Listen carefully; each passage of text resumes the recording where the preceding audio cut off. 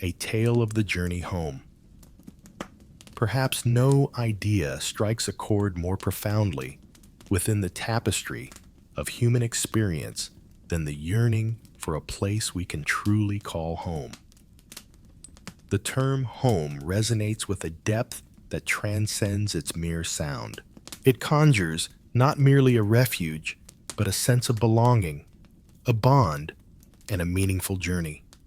For millennia, through diverse cultures, the tale of the journey back home has enchanted our shared spirit. In it, we see reflected our most profound desires, our battles against the currents that threaten to carry us away. As Odysseus embarked from the smoldering remnants of Troy, he envisioned his voyage back would span mere weeks. Instead, it would unfold over a span of 10 years, a journey filled with creatures of nightmares and deities of legend, lures and fears, heartache and metamorphosis. What is it about his tale that still strikes a chord with us, even after 3,000 years since its inception? It may be that we see in Odysseus a reflection of our own souls, that deep-seated longing for home intertwined with an irresistible call to adventure. We resonate with his struggle between obligation and passion as he confronts both the challenges of the world around him and the shadows within all in pursuit of completeness. Even in our contemporary landscape, the spirit of Odysseus resonates through the ages. In The Soldier's Return from War, a transformation unfolds shaped by the haunting echoes of their experiences. Amidst the perilous waters, a journey unfolds, fueled by the hope of finding sanctuary. In the journey of one who has wandered off the path, seeking to unveil the essence of their true self. The journey of the hero unfolds as a profound transformation, a tale woven with trials and triumphs. We embark on our journey as a singular being, only to return, transformed, molded by our trials, our losses, and the wisdom we've gained along the way. This epic transcends the realm of a simple, ancient adventure tale. It's a tapestry woven from the threads of human experience. To fully grasp this enduring tale, we must first delve into the realm that nurtured it, and a realm that was already steeped in ancient history during Homer's time. In a time long ago, around 1200, before the Common Era, the world was steeped in the fading light of what we now recognize as the Bronze Age. In this intricate realm, grand palaces rose majestically while bustling trade networks wove connections far and wide. The art of writing flourished alongside the meticulous workings of royal bureaucracies, and the might of city-states thrived upon the waves of sea power. Yet the fabric of this world teetered on the brink of unraveling. In the time long before our own, between 1200 and 1150 years prior to the present era, the vibrant tapestry of civilization across the eastern Mediterranean faced a dramatic unraveling. Once magnificent cities crumbled into dust, mighty empires met their demise, intricate writing systems faded into obscurity, and vibrant trade networks unraveled into nothingness. The precise origins continue to spark discussion. Amidst the shifting tides of climate change, the tremors of earthquakes, the shadows of invasions, and the whispers of internal revolts, a tale unfolds, a tale woven from the threads of these intertwining forces. Yet the outcome was unmistakable. What once was a complex international system faded away, giving rise to centuries that scholars have come to know as the Greek Dark Age. In the shadows of this Dark Age, the tales of the Trojan War and its aftermath found their way into the hearts and minds of the people, woven into the fabric of their lives, shared and cherished through the ages, echoing from one generation to the next. As these narratives found their way onto parchment, probably in the 8th century of the ancient world, they preserved echoes of a bygone golden age, shaped and refined through generations of spoken word. This bestows the poem with an intriguing dual viewpoint. In a time of kings and heroes, the tale unfolds amidst the burgeoning landscape of city-states where colonization thrives, and the written word begins to flourish once more. Scholars have engaged in a timeless discourse regarding the extent of historical authenticity woven into the fabric of Homer's grand narrative. In the 1870s, Heinrich Schliemann unearthed the fabled city of Troy, revealing that it was not just a tale spun from imagination. The discoveries at Mycenae, Pylos, and Ithaca have unveiled palace complexes that echo the grand descriptions found within the ancient verses. Yet this creation transcends mere history.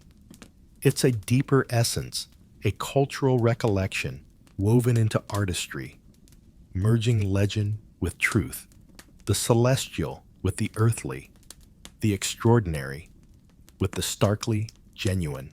Sing to me, O Muse, of the man of countless schemes. With these words, we embark on a journey through one of humanity's most remarkable literary masterpieces, while the true identity of its creator continues to elude us, shrouded in the mists of time and intrigue. Who is this figure known as Homer? Was he a solitary, poetic genius, or perhaps a shared title for a multitude of bards? A woman, as some scholars have proposed, rather than a man. Perhaps the truth will remain a mystery forever. In the mists of time, tales tell of a blind bard named Homer, hailing from the enchanting lands of Ionia, nestled in what we now recognize as Western Turkey. 7 cities weave their tales, each laying claim to the honor of being his birthplace. His name carries with it a tale suggesting a meaning tied to being a hostage or a follower on a journey. Regardless of the reality surrounding his identity, Homer stands as a symbol of an advanced oral poetic tradition, one that enabled the creation and sharing of remarkably intricate epics without the aid of written words. What led to this remarkable occurrence? Homeric poetry drew upon what scholars refer to as a method of composition, rich in recurring phrases and structures. This was not merely the rote learning of unchanging words. Instead, poets became adept at a rich collection of rhythmic expressions, recurring scenes, and time-honored narrative structures that could be intricately intertwined in the act of performance. These poets, referred to as aeoidos, or singers, were true masters of oral composition, bringing the epic to life with every performance while preserving its core structure and themes. They embodied the essence of their culture, safeguarding not only tales, but also principles, history, and a shared sense of self. In the midst of the 8th century, a remarkable transformation unfolded in the ancient world as the groundbreaking invention of alphabetic writing emerged, allowing the vibrant oral epics to be immortalized in written form. Be it by the urging of a ruler such as Pisistratus of Athens, as certain tales suggest, or through an alternate path, the outcome reshaped the very fabric of human culture for all time. The passage we explored today reveals its roots in oral tradition, featuring repeated phrases such as wine-dark sea and gray-eyed Athena, alongside well-known scenes that unfold in familiar ways, employing narrative techniques designed to enhance memory and delivery. Yet it also reveals the unmistakable mark of a cohesive artistic vision that only a true master of the craft could bring to life. This timeless creation transcends the boundaries of a mere adventure narrative. The design is as clever as its protagonist, utilizing intricate narrative methods that would shape tales for ages ahead. One of the most captivating choices made by Homer is to start right in the thick of the action, plunging us into the heart of the narrative. Instead of beginning with Odysseus's departure from Troy, we find our hero in the 7th year of his captivity on the enchanting island of Calypso. The earlier escapades, the Cyclops, the Siren Scylla, and Charybdis are recounted later by Odysseus himself as he shares his tale with the Phaeacians. This weaves a rich tapestry of time. The poem unfolds across 24 books spanning roughly 40 days of the present, while weaving in a decade of journeys through vivid recollections and narratives. It's a tale woven with a structure that resonates with a strikingly contemporary intricacy. The tale weaves a fascinating structure known as ring composition, where themes and motifs emerge only to return in reverse order, crafting a beautifully symmetrical pattern. It unfolds and concludes with celestial gatherings. Telemachus embarks on a quest to uncover the fate of his father, a journey that beautifully reflects the Odyssey of Odysseus as he makes his way home. The warm welcome Telemachus experiences from Nestor and Menelaus stands in stark contrast to the breach of hospitality committed by the suitors back home. These patterns hold deeper significance beyond mere decoration. They weave together striking contrasts and parallels that enrich our grasp of the poem's themes. The language itself weaves a tapestry of complexity. Crafted in a rhythmic dance of dactylic hexameter, each line flows with 6 metrical feet, where one long syllable gracefully leads into 2 short ones. This ancient Greek text resonates with a unique cadence imbued with both artistic flair and the ability to etch itself into memory. This meter came to embody the essence of grand tales in the Western literary tradition. As we delve into this grand tale alongside its companion, the Iliad, we uncover intriguing contrasts that captivate the imagination. While the Iliad delves into themes of anger, honor, and mortality within the limited scope of the Trojan battlefield, this journey unfolds across a broader landscape, both geographically and emotionally. It is a verse that speaks not of heroic battles, but of endurance, not of noble demise, but of wise existence, not of vanquishing foes, but of mastering oneself. At the heart of this grand tale lies its central figure, a champion unlike any that has graced the pages of history. Odysseus embodies a fresh vision of heroism, a concept that would resonate through the ages. In the Iliad, Odysseus emerges as a notable yet secondary character, a skilled warrior and esteemed advisor, yet often eclipsed by the might of greater heroes such as Achilles and Ajax.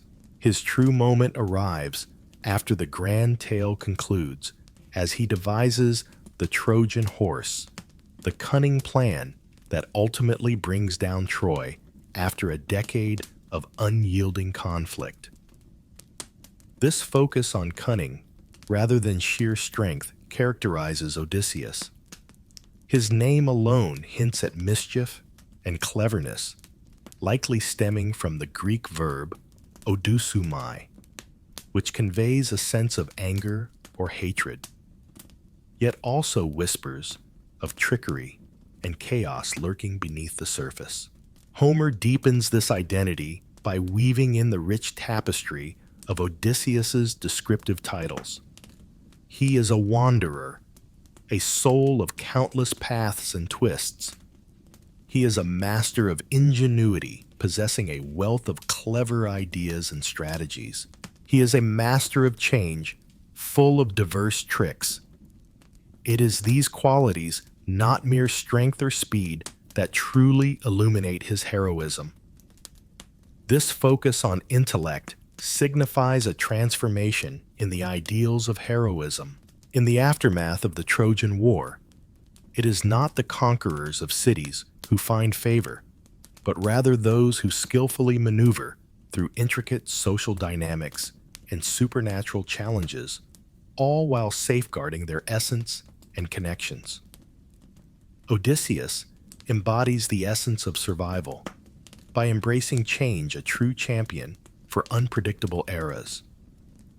Yet the very essence of Odysseus's strength transforms into the source of his downfall. His wit gives rise to arrogance, culminating tragically in the encounter with the Cyclops, where he succumbs to the temptation of disclosing his true identity to the blinded Polyphemus. This display of hubris ignites Poseidon's fury, sealing his men's fate to endure years of torment.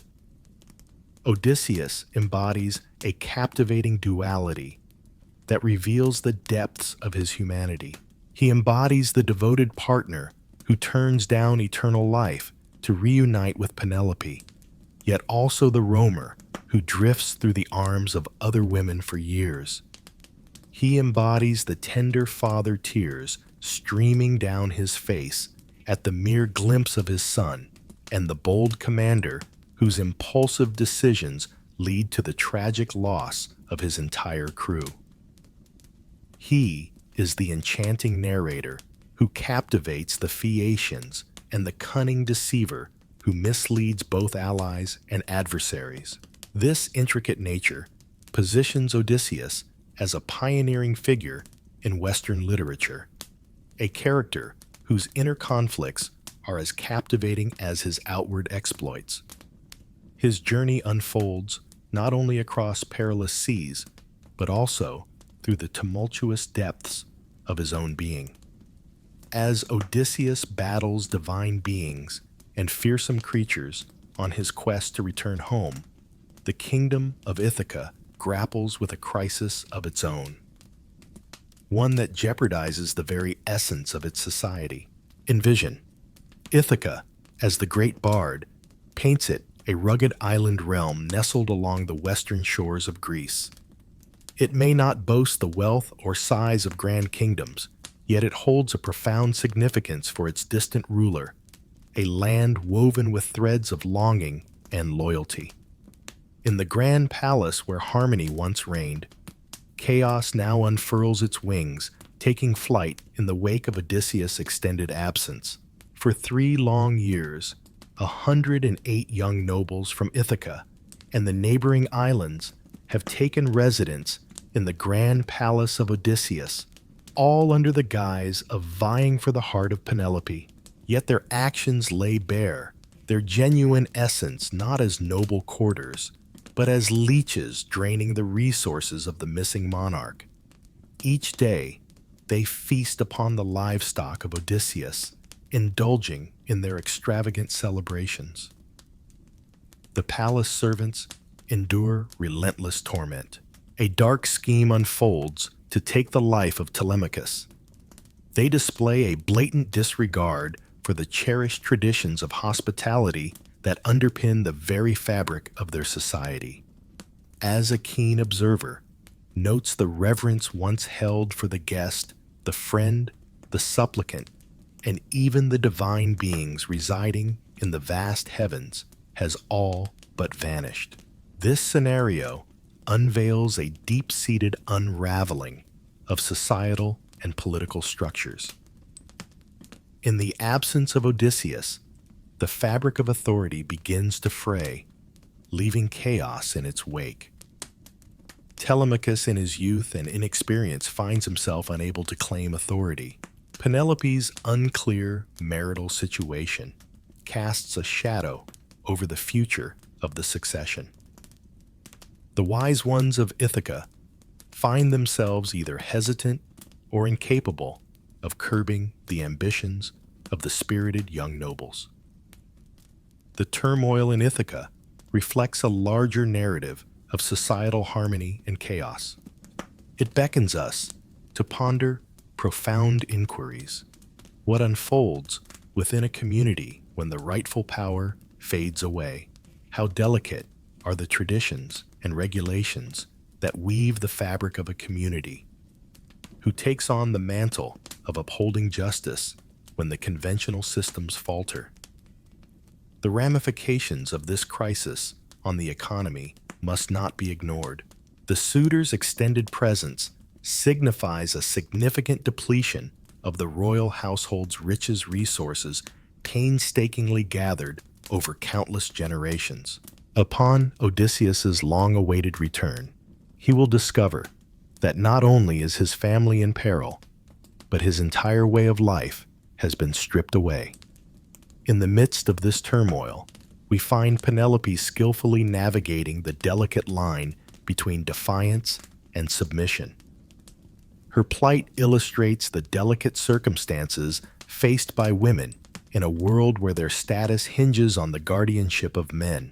Alone, in a world that seems stacked against her, she deftly maneuvers through a labyrinth of challenges, relying on her sharp wit and the art of patience to safeguard her interests. For Telemachus, this crisis marks a poignant chapter in his journey toward maturity. In a world where shadows loom large, a young soul navigates the tumultuous waters of life, yearning to carve out his identity and speak his truth amidst the chaos surrounding him. His quest to uncover the fate of Odysseus intertwines with the profound exploration of his own identity, revealing as much about himself as it does about his father's destiny. To grasp the full essence of this grand tale, one must acknowledge its celestial aspect. The divine beings are not mere spectators. They weave themselves into the fabric of human existence, influencing events in ways that can be seen and felt, as well as in subtle, unseen manners. Olympus serves as a celestial reflection of human society, brimming with its own intrigues, rivalries, and bonds. In a realm where Zeus stands as the supreme ruler, the other gods each weave their own intricate tales, driven by personal desires and ambitions.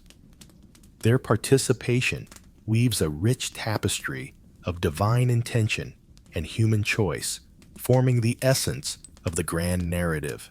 Odysseus's journey unfolds under the influence of two powerful deities, the unwavering guidance of Athena and the relentless wrath of Poseidon. These deities embody far more than just supernatural allies and adversaries. They personify the grand principles of the cosmos that Odysseus himself mirrors. Athena, the divine embodiment of wisdom and the art of war, sees in Odysseus a reflection of her own essence, a mortal who personifies her ideals of cleverness, skill, and tactical brilliance. Her support reveals itself not by removing barriers, but by offering direction and timely assistance when it matters most. She embodies the essence of sage guidance, illuminating the path for those who seek to uplift themselves. The wrath of Poseidon arises from the fateful act of Odysseus, who dared to blind his beloved son Polyphemus. As the mighty deity of the ocean tremors and steeds, Poseidon embodies the wild and unpredictable elements of nature, the tumult and peril that loom over the fragile balance of human existence. The clash with Odysseus weaves the core conflict of the hero's journey, compelling him to maneuver through vast cosmic forces that lie beyond his grasp. Beyond these intimate connections with the divine unfolds a wider tapestry of religious belief. The realm of the ancients unfolds with distinct spiritual truths guiding its essence. The divine beings demand reverence and graciousness in their presence. They enact consequences for wrongdoing and bestow blessings upon the virtuous. They honor their promises and cherish their familial ties. The revered tradition of hospitality, Xenia, shines brightly in its significance. Behold Zeus, known as Zeus Xenios, the revered guardian of travelers and those in need of refuge. The transgression of these sacred customs by the Cyclops, followed by the suitors, casts them as foes of the divine order, warranting their inevitable retribution. Yet the connection between destiny, fate, and the divine remains shrouded in mystery. Even the mightiest of gods recognizes the boundaries of their own strength. When humans endure more than their fair share of suffering, he sees it as a result of their own mistakes, rather than a grand design from above.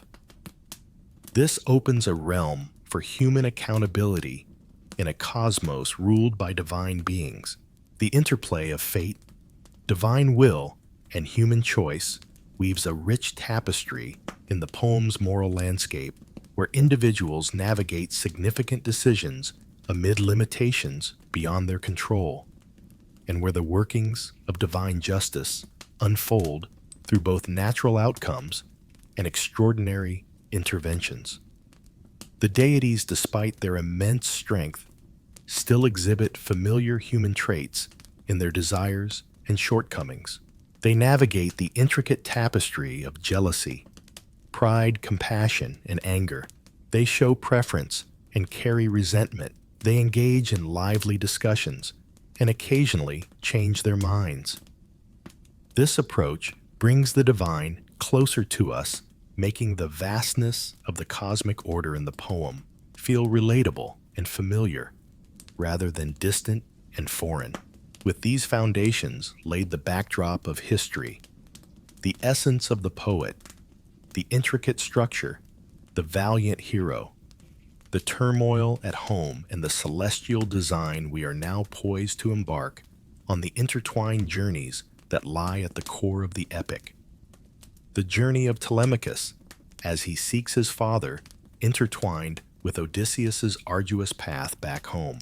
In the opening of the tale, we meet Telemachus, the son of Odysseus, a youth standing at the threshold of manhood, grappling with the profound emptiness left by his father's long absence, searching for his own identity in a world that feels vast and unwelcoming.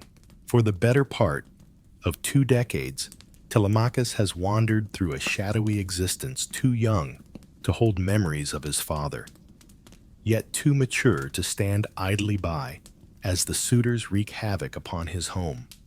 In a grand palace besieged by turmoil, he grew up witnessing the relentless invasion of uninvited guests who feasted upon his birthright and tormented his beloved mother. In the absence of a father's guiding hand, he has become a figure of doubt and reluctance, a prince stripped of his rightful power within the very walls he calls home. In the beginning, we find Telemachus seated among the suitors, lost in reverie, envisioning the moment his father returns. He imagines Odysseus bursting through the doors, casting out the intruders from the palace, and taking back his rightful throne. It unfolds as a dream of salvation rather than a blueprint for deeds. Yet a twist of fate alters the course of events entirely. In a clever guise, Athena, taking on the form of Odysseus's long-lost companion Mentes, makes her way to the grand palace. In Telemachus, she perceives the spark of greatness, a glimmer that hints at the man he could become, mirroring not only his father's visage, but also his cleverness and unwavering determination. Her words ignite a flame within the young man, sowing the initial seeds of self-determination. She urges him to release the ties of his youth, to let go of the boy he once was. You have stepped beyond the realm of childhood. This celestial push drives Telemachus to embark on his inaugural political endeavor, summoning the elders of Ithaca for an assembly the first of its kind since Odysseus departed for Troy 20 years prior. Before the gathered men of Ithaca, a group whose memories of summons had faded with time, Telemachus discovers the strength to speak. With fervent conviction, he calls out the suitors, invoking the wisdom of the elders to stir their sense of justice, and boldly requests a ship to embark on a quest for news of his father. In this moment, the initial sparks of the man he could evolve into begin to emerge. A figure emerges from the depths of familial shadows, breaking free from the weight of an absent father and the embrace of a watchful mother. The suitors retort with scornful laughter. Though the community turns a blind eye, Telemachus continues his journey with unwavering determination. With the guidance of Athena now taking on the guise of a mentor, he procures a ship and crew, stealthily departing from Ithaca beneath the cloak of night as the suitors revel unaware of his departure. His adventure begins in Pylos, the realm of the venerable Nestor, a warrior who stood shoulder to shoulder with Odysseus in the legendary battles of Troy. In this moment, Telemachus steps into a realm of true hospitality, embraced with warmth, cleansed, indulged in a feast, and celebrated all before Nestor inquires about his name or his quest. Nestor, the eldest among the Greek chieftains who battled at Troy, embodies the essence of living memory, a tangible link to the legendary warrior Odysseus. He weaves narratives for Telemachus about his father's cunning and tactical genius in the midst of battle. Even in the absence of news about Odysseus's present location, he paints a vivid picture of a father who is truly worth the search, a figure of remarkable attributes. From Pylos, Telemachus embarks on a chariot journey to Sparta, with Nestor's son, Pisistratus, by his side. In this encounter, he comes face to face with Menelaus and Helen, the legendary pair whose tumultuous relationship set in motion a fleet of 1,000 ships and ignited the flames of the Trojan War. The palace of Menelaus sparkles with opulence, brimming with riches collected throughout his arduous voyage back from Troy. Once more, Telemachus finds himself welcomed with remarkable warmth and generosity.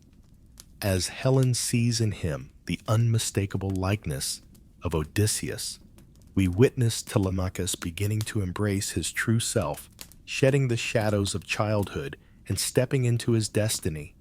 Menelaus brings forth crucial tidings knowledge acquired from the venerable sea deity Proteus.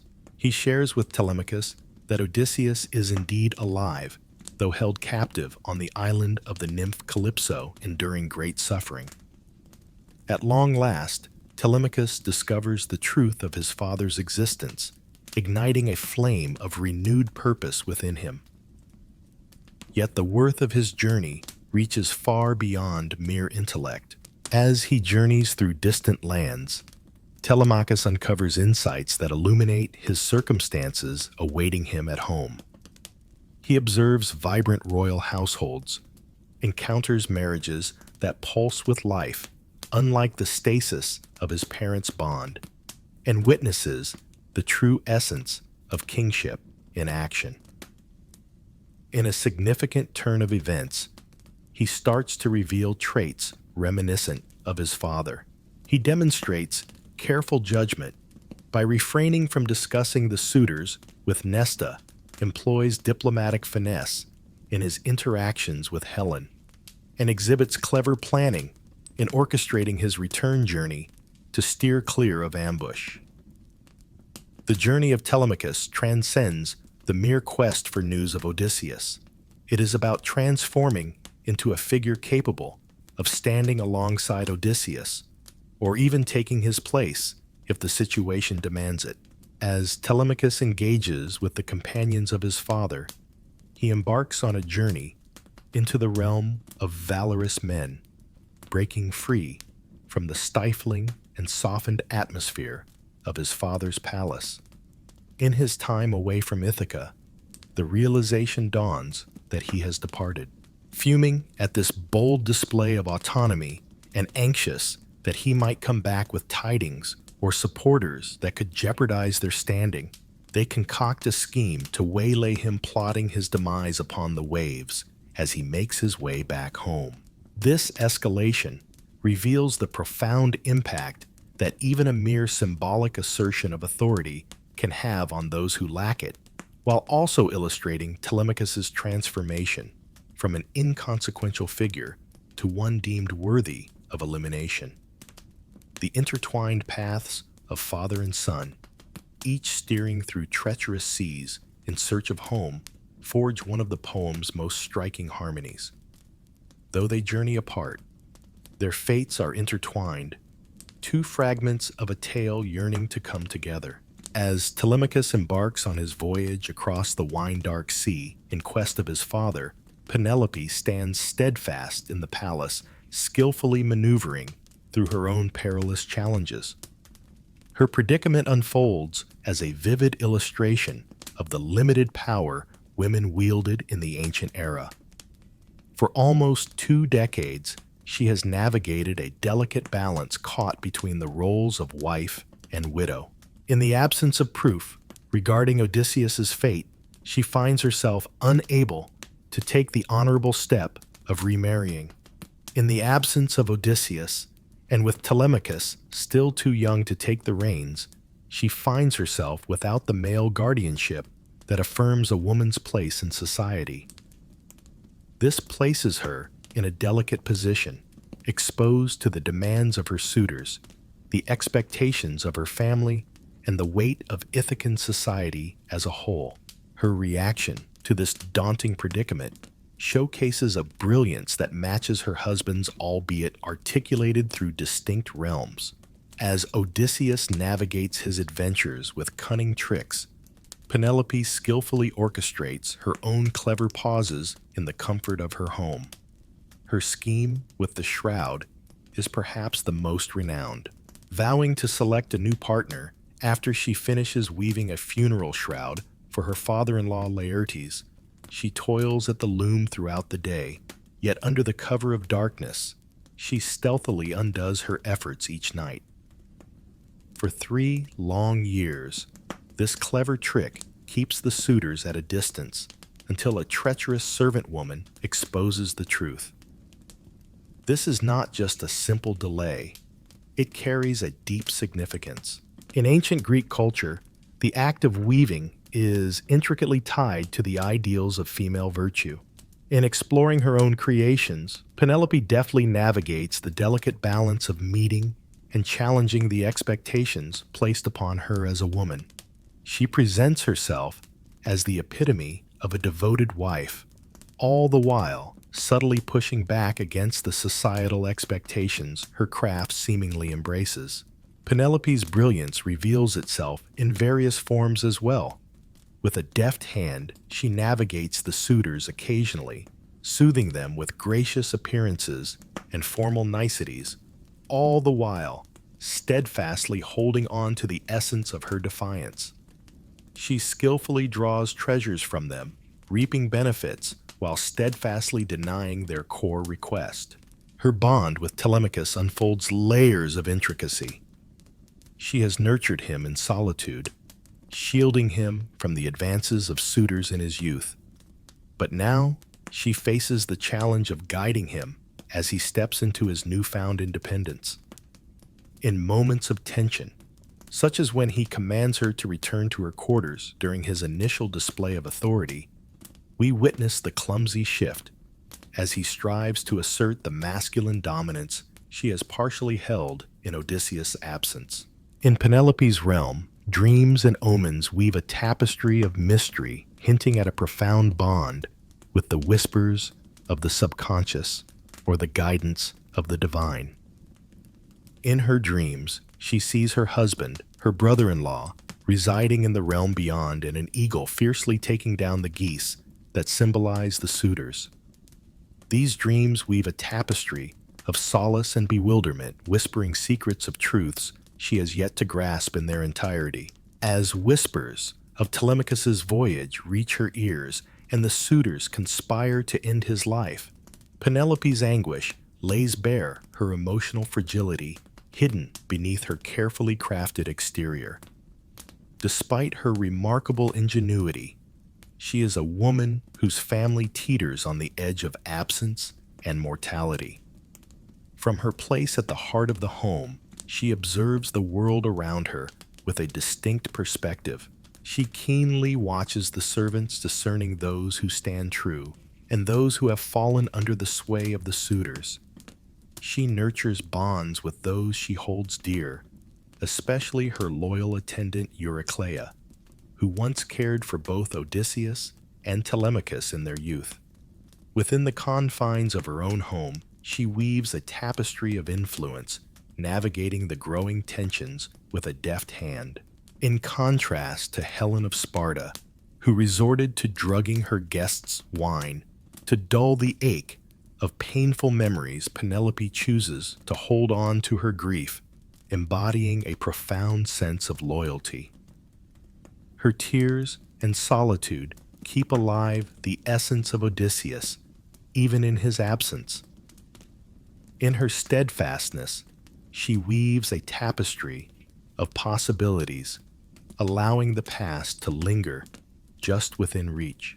This unwavering commitment has transformed Penelope into a symbol of loyalty in marriage, yet the poem hints at a more intricate depiction than mere faithfulness. Her loyalty is dynamic, driven by strategy rather than just feelings. She embodies a steadfast commitment not only to her husband, but also to her own sense of authority and discernment. She stands true not just to Odysseus, but to her own essence, choosing her path with conviction instead of yielding to the influences around her. When the veiled Odysseus encounters her later in the tale, their exchange unfolds as an intricate ballet of unveiling and hiding, each probing and being probed in turn. Their shared caution, a dance of equals, aware of the delicate balance of vulnerability, reveals the depth of their connection. When they finally reunite, the emotional weight of that moment resonates profoundly. Beyond the central figures of Telemachus and Penelope, there exists a rich tapestry of the household, the oikos, which serves as the fundamental social and economic unit of ancient Greek life. The turmoil at Ithaca transcends a simple family narrative. It is the disintegration of a whole social fabric. In the heart of Ithaca, the royal household is a tapestry woven with the threads of not only the immediate family, but also the loyal servants, devoted slaves, diligent herders, and tireless field workers. Each life is intricately linked to the fate of the ruling family, creating a rich narrative of connection and dependence. In the absence of Odysseus, this entire structure has taken on a twisted form. In the grand tapestry of life, the royal household often served as a beacon of economic and social harmony, weaving together the threads of society through lavish feasts, generous gifts, and the art of patronage. Under the guidance of Odysseus, the movement of goods gracefully transitioned from the distant farms and herds to the heart of the community, where they would be thoughtfully distributed based on status and necessity.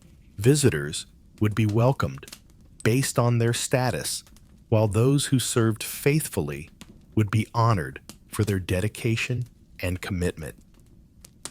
The suitors have twisted this natural course. They come without an invitation, yet insist on being treated as if they were cherished visitors. They take without giving back. They mistreat the servants, intimidate the heir, and torment the queen. With each feast, they call for often several in a single day. The precious resources that ought to sustain the whole community throughout the year are slowly drained away. Their actions signify more than a mere insult to Odysseus's family. They embody a deep betrayal of the very fabric of society. Within the ranks of the servants, the disarray of the household unfolds before our eyes.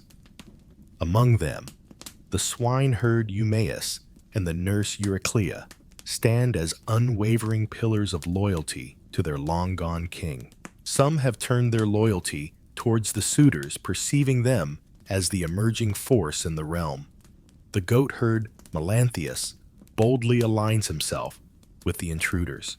Numerous serving women have embarked on romantic entanglements with various suitors, weaving a tapestry of complexity that disrupts the harmony of the household. The very architecture of the palace echoes the chaos of its society. In the grand expanse of the great hall, once a sanctuary for dignified gatherings, esteemed guests, and solemn ceremonies, a transformation has taken place. It has become the vibrant backdrop for the suitors' endless revelry, a celebration that knows no bounds. Storerooms stand empty privacy. Shattered boundaries blurred. The carefully curated realm of a well-kept home has transformed into a landscape of defiance. Beyond the grand palace walls, the turmoil reaches far and wide, touching the vast lands of Odysseus's estates. The suitors engage in a reckless feast, butchering livestock at alarming rates, endangering not only the bounty of today, but also the harvests of tomorrow. The diligent stewardship that nurtures herds through the ages succumbs to fleeting exploitation. In this narrative, we grasp the necessity of the eventual restoration, which demands not only the demise of the suitors, but also a profound purification of the household. This involves washing away the blood, fumigating with sulfur, and re-establishing both physical and social boundaries. The king's return signifies more than just a personal journey. It heralds the revival of a whole economic and social framework. One of the most touching tales is that of Argos Odysseus's faithful dog, who has transformed from a proud hunting companion into a forsaken soul, resting on a pile of refuse. Upon recognizing his master in disguise, the sole creature to do so instantly, and unaided, he gives a single wag of his tail before passing away, having lived just long enough to behold the return of his beloved master. Argos embodies the decline of the household's farthest corners in Odysseus's absence, holding steadfast in loyalty despite the absence of care and order. In Ithaca, the unfolding crisis weaves together a rich tapestry of challenges, each thread representing personal struggles, familial bonds, economic turmoil, political strife, and moral dilemmas, all interlaced in a complex narrative. This intricate crisis imbues Odysseus's eventual return with profound meaning. It is not just a husband reuniting with his wife, but the re-establishment of harmony in a world that has been thrown into chaos. What stands out in Homer's portrayal is the way he weaves together social and economic threads with intimate personal insights. The home weaves together a tapestry of systems and souls, a blend of framework and feeling. With this dual focus, the poem unveils its distinctive strength, allowing us to sense the deep human toll of societal chaos and the profound solace that comes with the return of harmony. At this moment, After painting the backdrop of Ithaca and tracing Telemachus on his quest for understanding Homer, unveils the enigmatic figure of Odysseus. He is not discovered amidst grand feats of valor, but rather in a moment of deep stillness, marooned on the enchanting island of Ogygia, held captive by the alluring nymph goddess Calypso. For 7 long years, Odysseus has dwelled in this enchanting captivity. Calypso's island embodies the essence of paradise, rich in material splendor. In a vibrant garden where cypress trees whisper sweet scents and abundance of food, awaits a cozy bed, beckons, and the affection of an eternal being envelops the heart. She has extended to Odysseus a gift that most mortals can only fantasize about: eternal life, ageless and undying, should he choose to remain by her side as her consort. There he is perched upon the shore, his eyes fixed on the vast expanse of the sea, tears streaming down his face as he longs for the comfort of home. With each passing day, he finds himself drawn back to this place, his tears flowing endlessly, his yearning untouched by the passage of time or the solace of comfort. Calypso's paradise has transformed into his torment. This striking portrayal of a man who turns away from immortality, understanding that it would cost him his very essence, unveils the heart of Odysseus's character. What is identity, if not the tapestry woven from our connections, our shared history, and our role within the vast human community? Ogygia provides Odysseus with a haven of physical ease, yet it strips away the essence of his social identity.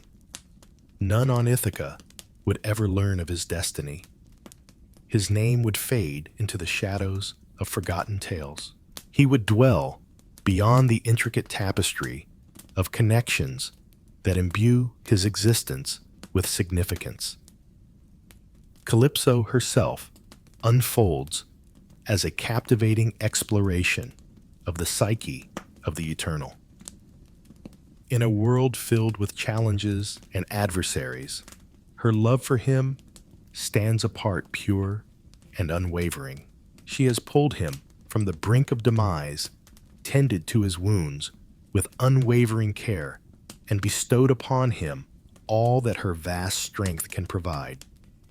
Her island, nurtured by her solitary hands, mirrors her extraordinary gift for creation, as well as the deep solitude that envelops her. As Hermes descends, bearing Zeus's decree to free Odysseus, Calypso's reaction is steeped in a poignant recognition of the unfairness woven into the fabric of the god's whims. She contends that while male deities often chase after mortal women, the moment a goddess falls for a mortal man, it becomes intolerable for them. Her grievance unveils the intricate dynamics of Olympus, perhaps revealing a nuanced commentary on the dominance of patriarchal authority as seen through Homer's lens. Though she hesitates, Calypso lends her aid to Odysseus as he constructs a raft to depart from her island. She offers an array of tools, materials, provisions, and even navigational guidance for the journey ahead. Her last offering, garments that shield him from the chill and rain, embodies her enduring affection as she releases him to embrace his destined path. The Calypso episode vividly illustrates a core theme of the epic, highlighting the struggle between allure and the journey back home. As he traverses the winding paths of his adventure, Odysseus encounters different shades of this pivotal decision. In the dance of life, we find ourselves at the crossroads of comfort and struggle, where the sweet allure of present pleasure meets the shaping of our future selves, and the extraordinary intertwines with the ordinary in a tapestry of existence. With every twist and turn, he finds his way back to Ithaca, to Penelope, embracing the essence of his mortal existence with all its constraints and bonds. This choice carries a deep significance as Odysseus's epithet, polytropos, meaning man of many turns or many ways, highlights his remarkable ability to adapt and transform. He has the potential to embrace countless roles, to step into various existences, yet he chooses to continually return to his unique journey, his distinct self. His nimble thoughts dance in a delicate balance with his steadfast devotion to his roots. As his raft fades into the distance, we bid farewell to Calypso on her solitary island, an eternal entity grappling with the fleeting nature of human existence. Her affection for Odysseus has deepened her insight into mortality, revealing its profound beauty and pressing significance. Perhaps this, too, weaves into the tapestry of the hero's legacy, transforming even the celestial beings he meets by embodying the unique grace found within human limitation. Escaping Calypso's island does not equate to escaping peril. 17 days into his journey, just as land emerges on the horizon, calamity descends upon him. As Poseidon made his way back from the land of the Ethiopians, his keen eyes fell upon Odysseus, adrift on his humble raft, igniting a tempest of fury within him. The mighty god of the sea holds a grudge against Odysseus, never letting go of the memory of his son, Polyphemus, who was left sightless by the cunning hero. What unfolds next is a sequence of striking clarity, a tempest of truly celestial magnitude. With a mighty call, Poseidon beckons the winds from every corner of the earth, conjuring towering waves that crash and roar, while a thick veil of clouds envelops the world in mystery. With each passing moment, the meticulous assembly of Odysseus's raft unravels plank by plank. The ocean swells with a deliberate hostility, as if it possesses a will of its own, challenging him at every turn. This storm embodies the awe-inspiring might of nature, a tumultuous dance of chaos and fury, lurking just beneath the facade of a harmonious universe. For ancient maritime cultures, the sea was a realm of life-giving promise and lurking peril, a vast expanse that held both bountiful gifts and treacherous threats. Each journey unfolded as a bold endeavor, a fleeting victory against the primal powers that could seize the wanderer at any instant. Odysseus's reply showcases his bravery and the deep wisdom he has gained through his many trials. In contrast to the earlier chapters of his journey, when he might have boldly challenged the god, he now understands the hopelessness of opposing Poseidon's realm on the god's own ground. Rather than battling against insurmountable challenges, he finds a way to adjust. As the raft shatters into pieces, he sheds the garments gifted by Calypso, now a burden pulling him under, and expertly balances on a lone beam, akin to a seasoned rider mastering his steed. From the depths of the ocean, the sea goddess Ino, known as Leucothea, emerges, her heart filled with compassion for the weary hero battling against the tides of fate. She presents her veil, a wondrous tool for buoyancy in the waters of imagination.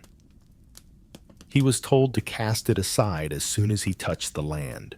This celestial aid arrives precisely when Odysseus has depleted his earthly vigor, illustrating a familiar motif woven throughout the epic.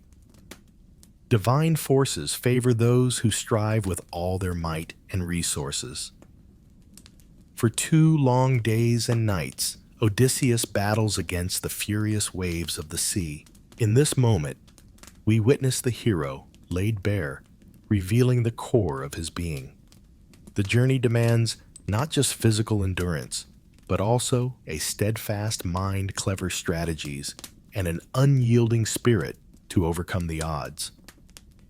The vestiges of royalty have vanished, leaving behind the absence of steadfast companions and the very garments that once adorned him.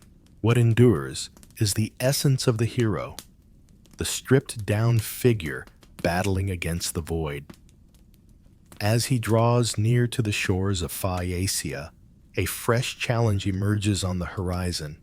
The coastline reveals a rugged landscape where the relentless waves collide with the jagged rocks, creating a symphony of power and fury. Once more, Odysseus finds himself in a moment of urgency, his mind racing as he envisions the confluence of river and sea, a promising haven for his arrival.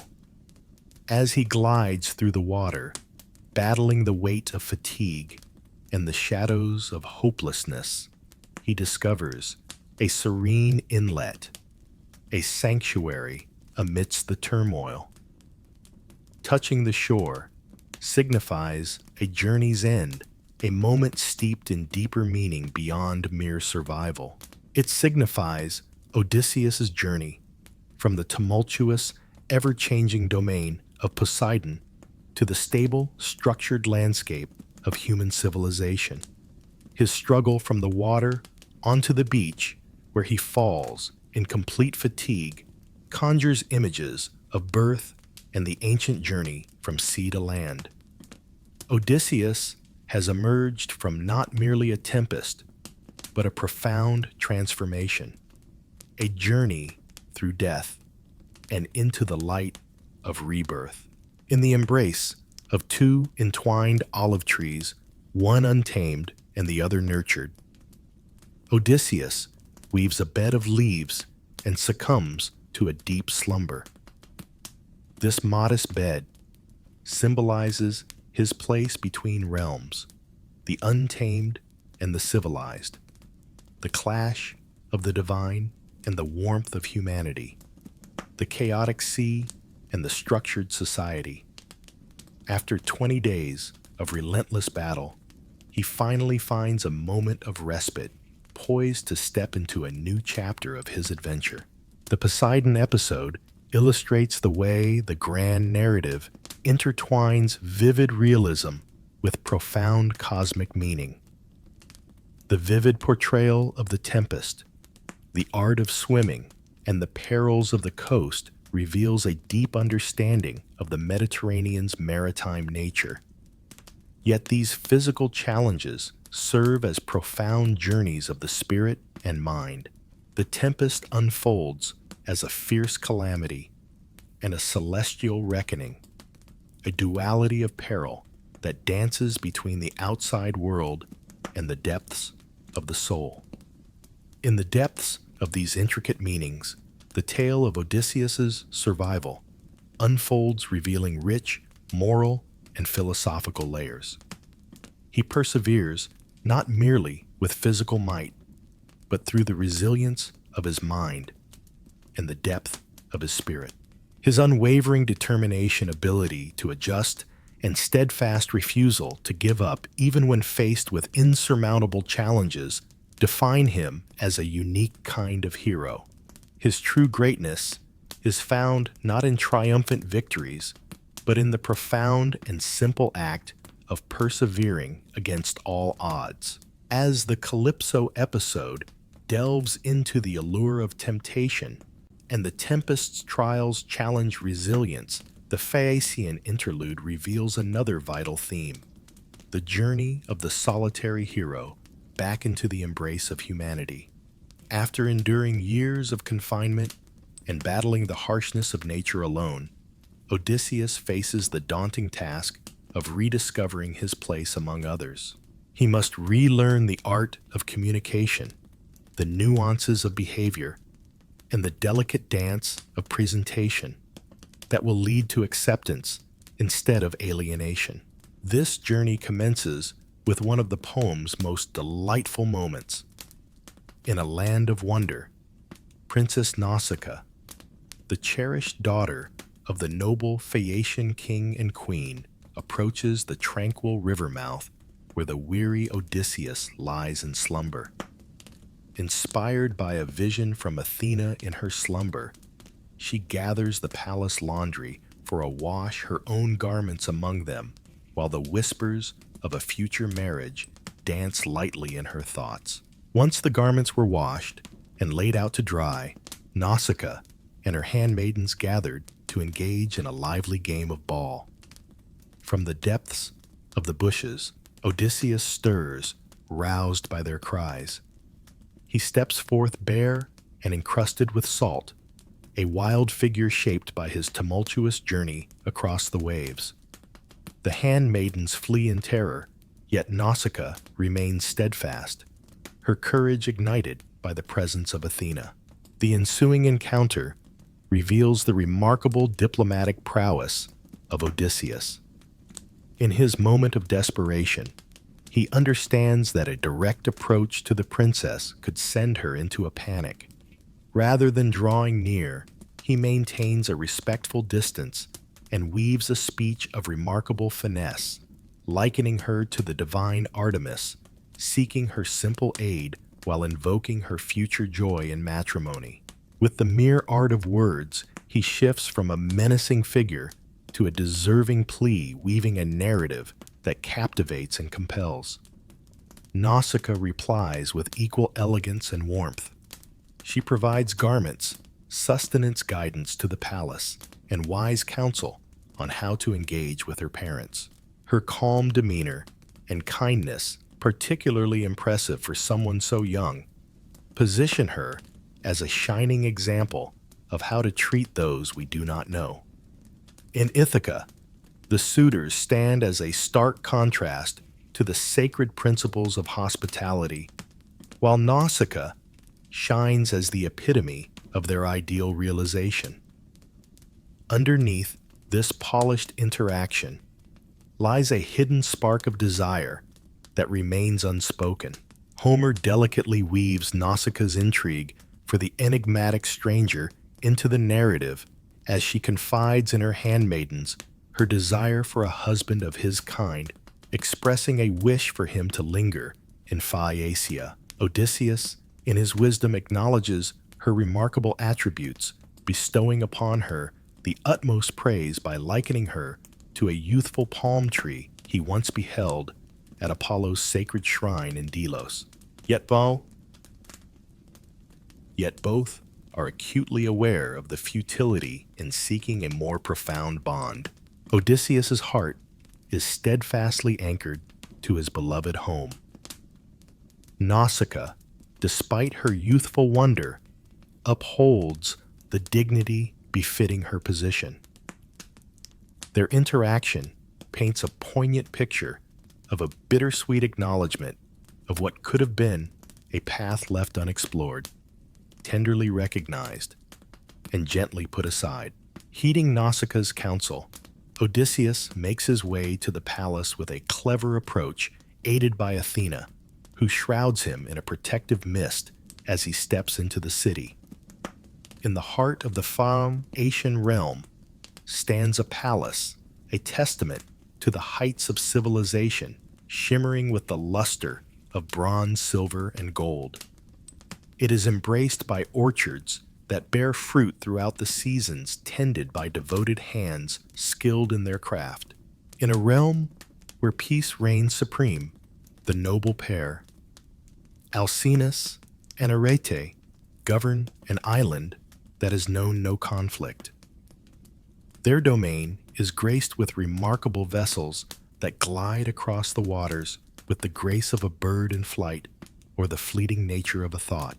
As Odysseus approaches, humbly clutching Queen Arete's knees in a gesture steeped in tradition, the Phaeacians embody the essence of true hospitality in their warm response. Without a moment's hesitation, they provide sustenance, refreshment, and a place to rest, all before inquiring about his name or purpose. They assure him of a secure journey to his destination.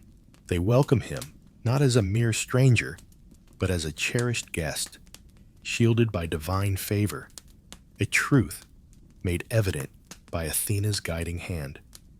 On the morrow, The Phaeacians bestow great honor upon their esteemed guest through a series of athletic contests. In a moment of tension, a young athlete dares to insult Odysseus, claiming he resembles a merchant rather than a true sportsman. With a swift and powerful throw of the discus, the hero silences his critic, showcasing that his strength and athletic skill are as formidable as ever, undiminished by the trials he has faced. This modest triumph hints at his forthcoming conquest over the youthful suitors awaiting him at home. The evening feast marks the turning point of the Phaeacian tale. In the grand hall, the court bard Demodocus weaves a tale of the Trojan War, beginning with the fierce quarrel between Odysseus and Achilles, and then unfolding the cunning strategy of the Trojan horse, a masterstroke conceived by Odysseus himself.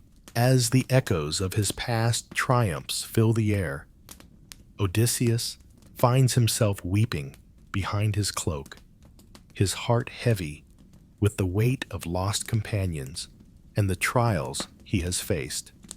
King Alcinous perceives the unease of his guest and softly poses the question that shifts the tale from an outside perspective to a personal narrative. What brings you here? Share with us your name.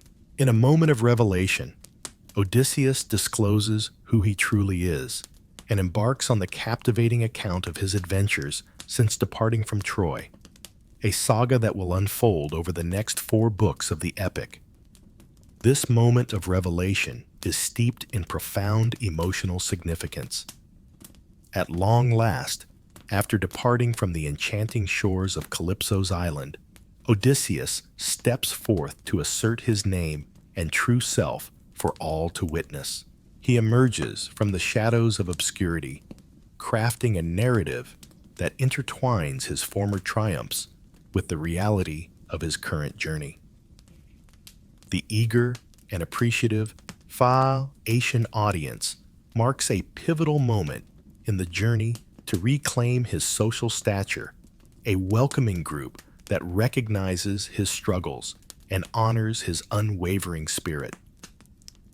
The Phaeacian episode weaves together various threads of the tale, enriching the overall narrative tapestry. It offers Odysseus a compassionate listener for his narrative, crafting the structure that enables the retelling of his past exploits. It illustrates the true essence of hospitality, serving as a stark contrast to the twisted version displayed by the suitors. It reveals Odysseus rediscovering the art of connection skills dulled by years of solitude that he had to put on hold. In a nuanced manner, the Phaeacians embody a vision of an ideal society, serving as a bridge between the enchanting realms Odysseus has journeyed through and the intricate, imperfect human experience of Ithaca. With ships that gleam like stars and a divine favor that dances around them, they navigate the thin line where the ordinary fades into the extraordinary.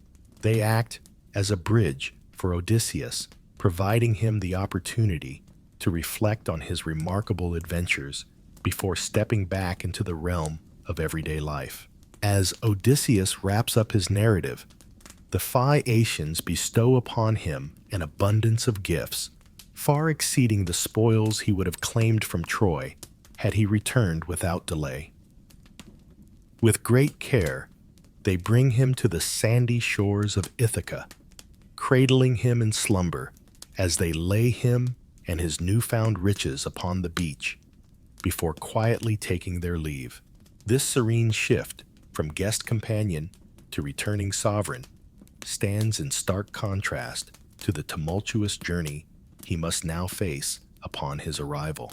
The Phaeacian interlude marks a pivotal moment in Odysseus' journey as he steps out from the shadows of isolation and anonymity, emerging from the shadows of divine confinement and the chaos of nature's wrath. He has reclaimed his identity and woven his tale into the fabric of existence.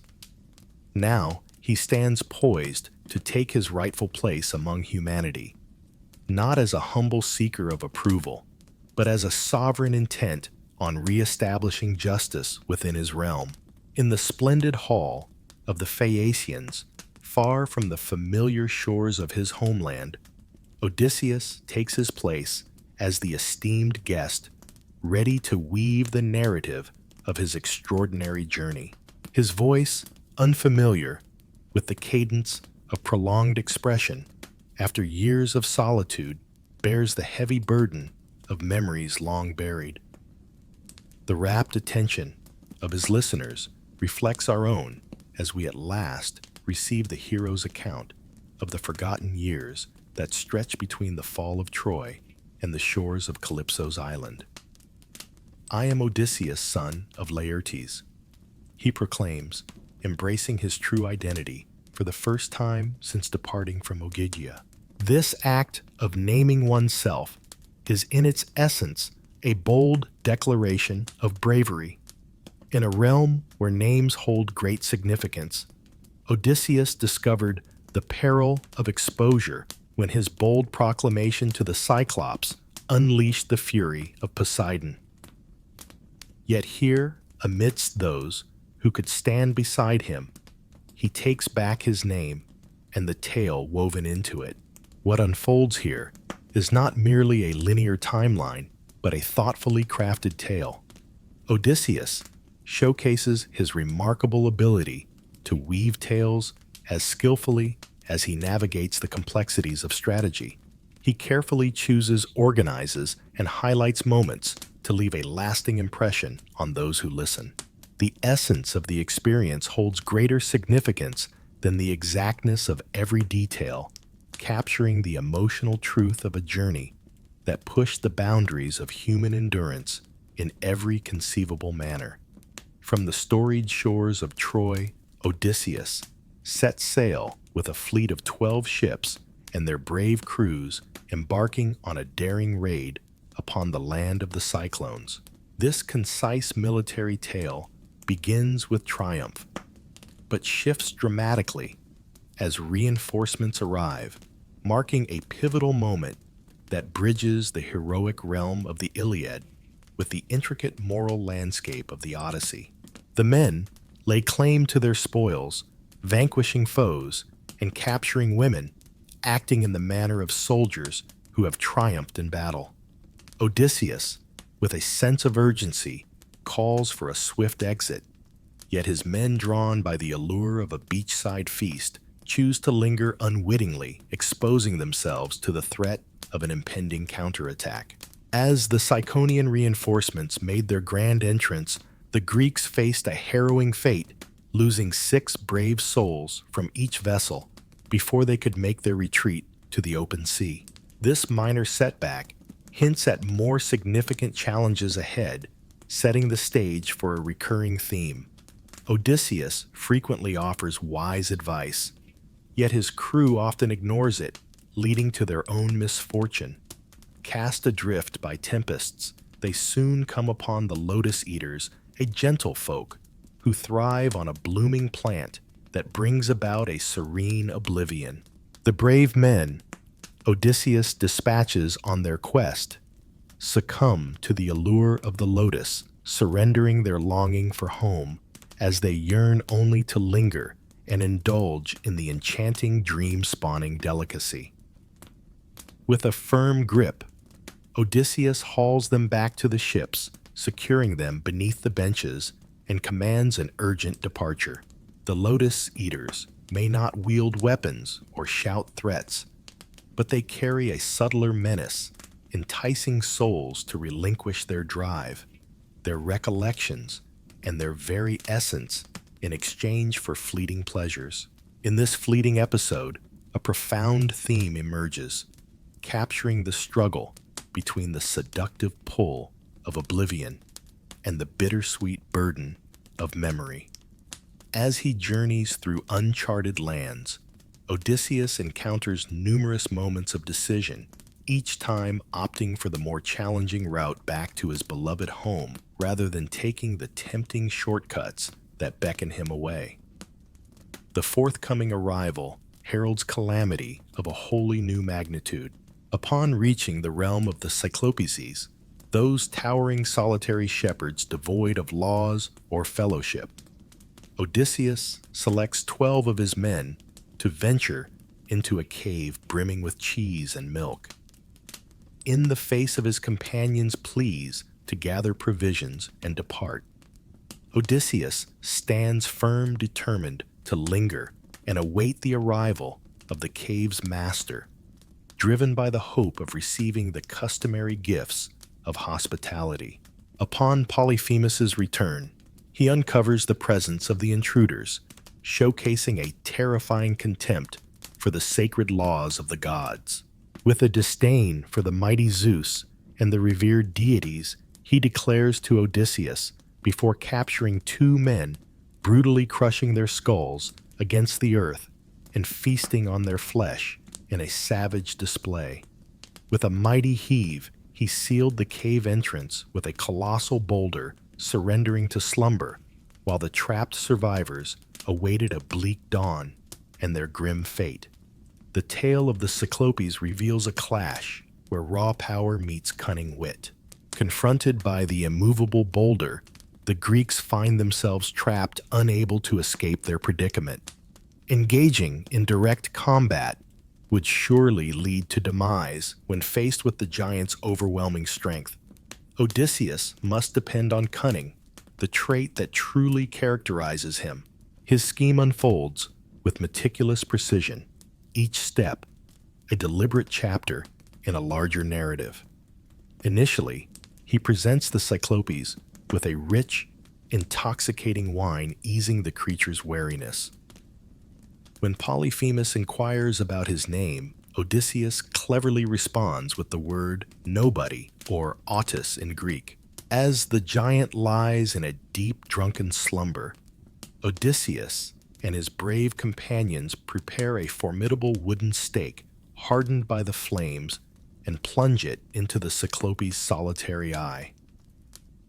Polyphemus's anguished bellow echoes through the mountains, summoning his fellow Cyclopes to his lair. When they inquire about his assailant, he can only respond, "No one is vanquishing me through cunning or strength." In a poignant turn of events, they set off, abandoning him to wallow in his sorrow. Odysseus has harnessed the power of words, skillfully navigating the fine line between identity and denial to elude swift punishment. In a daring escape from the cave, the Greeks grasp the bellies of the Cyclope sheep as the giant leads them to the lush pastures, concealing themselves within the thick wool, where the blind creature can only sense their presence by brushing against their backs. This daring escape showcases Odysseus' clever ingenuity as he uncovers the singular route where the monster's senses fail to perceive their presence. In the midst of what seems like victory, Odysseus stumbles into a grave mistake. Secure on his vessel, drifting away from the land, he finds it impossible to suppress the temptation to taunt Polyphemus and importantly disclose his true identity. Should any mortal inquire about the one who cast darkness upon my sight, let it be known with a resounding voice, it was Odysseus, the conqueror of cities, son of Laertes, hailing from the storied land of Ithaca. In this pivotal moment, what begins as a triumph on the battlefield spirals into a grand miscalculation, reshaping the course of events in unforeseen ways. With the truth of his assailant laid bare, Polyphemus raises his voice to the heavens, beseeching his father, Poseidon, for retribution. Upon the waves, the sea god listens intently to his son's heartfelt cry, igniting a celestial conflict that will strip Odysseus of his vessels, his loyal crew, and thrust him into a long and arduous journey that spans nearly 10 years. The tale of the Cyclopes unfolds with layers of meaning and symbolism, inviting deeper reflection. Polyphemus embodies a time before civilization, a realm untouched by agriculture laws, gatherings or vessels. His solitary eye hints at a narrow view, incapable of grasping the layers or intricacies of the world around him. His life, marked by solitude and the absence of community, stands in stark contrast to the cherished Greek ideals of the polis. In blinding him, Odysseus showcases the triumph of civilization, cunning strategy, and the power of unity over mere raw strength. Yet this episode unveils Odysseus's tragic flaw, the hubris in his own ingenuity that compels him to take credit for his actions. The name he has devoted his journey to striving to embody and reclaim transforms into the very force that prolongs his Odyssey. Identity stands as a vital force, yet it carries with it the potential for peril, a blade that can slice in opposing directions. Having narrowly evaded the clutches of Polyphemus, Odysseus and his fleet arrive at the enchanting floating island of Aeolus, the revered keeper of the winds. This celestial host welcomes them warmly for a month, then bestows upon them otherworldly aid for their voyage back gifting. A leather bag filled with all contrary winds, allowing only the gentle westerly breeze to guide them directly to Ithaca. For 9 long days, Odysseus takes the helm, shunning the embrace of sleep, as they journey back to their homeland. The path to success is right before your eyes. As they approach Ithaca, the flickering flames of fires on the shore come into view, revealing the silhouettes of people tending to their warmth. In this crucial moment, weariness envelops the hero, leading him into a profound sleep. His companions, long intrigued by the enigmatic bag that Odysseus has so diligently protected, seize the chance that lies before them. Believing it holds riches their leader wishes to hoard, they decide to pry it open while he slumbers. The furious winds burst forth in a cataclysmic tempest, sending the fleet reeling back across the waves to the shores of Aeolus's island. As Odysseus makes his way back to seek additional assistance, Aeolus is struck with dread, pulling away in shock. Any man so evidently marked by the whims of fate merits no aid. This second refusal by Aeolus, turning a deaf ear to Odysseus's desperate plea, highlights how a single breach of trust deepens the chasm of solitude. The Aeolus episode beautifully illustrates the poignant struggle of coming so close to home only to confront the harsh reality of exile once more. It unveils the tragic interplay between Odysseus and his crew, where his hidden motives sow seeds of doubt, while their rashness threatens to unravel his carefully laid plans. In a world where trust hangs by a thread, 2 souls find themselves ensnared in a web of miscommunication, leading to heart-wrenching outcomes. After 6 long days of rowing, the exhausted fleet arrives at the shores of the Laestrygonians, a formidable race of giant cannibals. With careful consideration, Odysseus positions his ship just beyond the harbor's reach, dispatching scouts to venture forth and gather intelligence. This carefulness shields him, yet it cannot safeguard the remainder of the fleet. In a harrowing tale, the Laestrygonians unleash their fury, obliterating 11 ships and consuming their crews, impaling the men as one would fish and whisking them away for a macabre banquet. Only the vessel of Odysseus sails away from the bloodshed, untouched by the chaos that ensued. In the blink of an eye, he has transitioned from leading a formidable army to guiding a mere handful.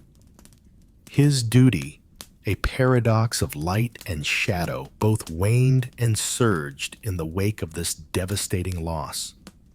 The rapid and merciless downfall of almost his entire expedition signifies the bleakest moment of his Odyssey paving the way for the prolonged pause on Circe's island that ensues.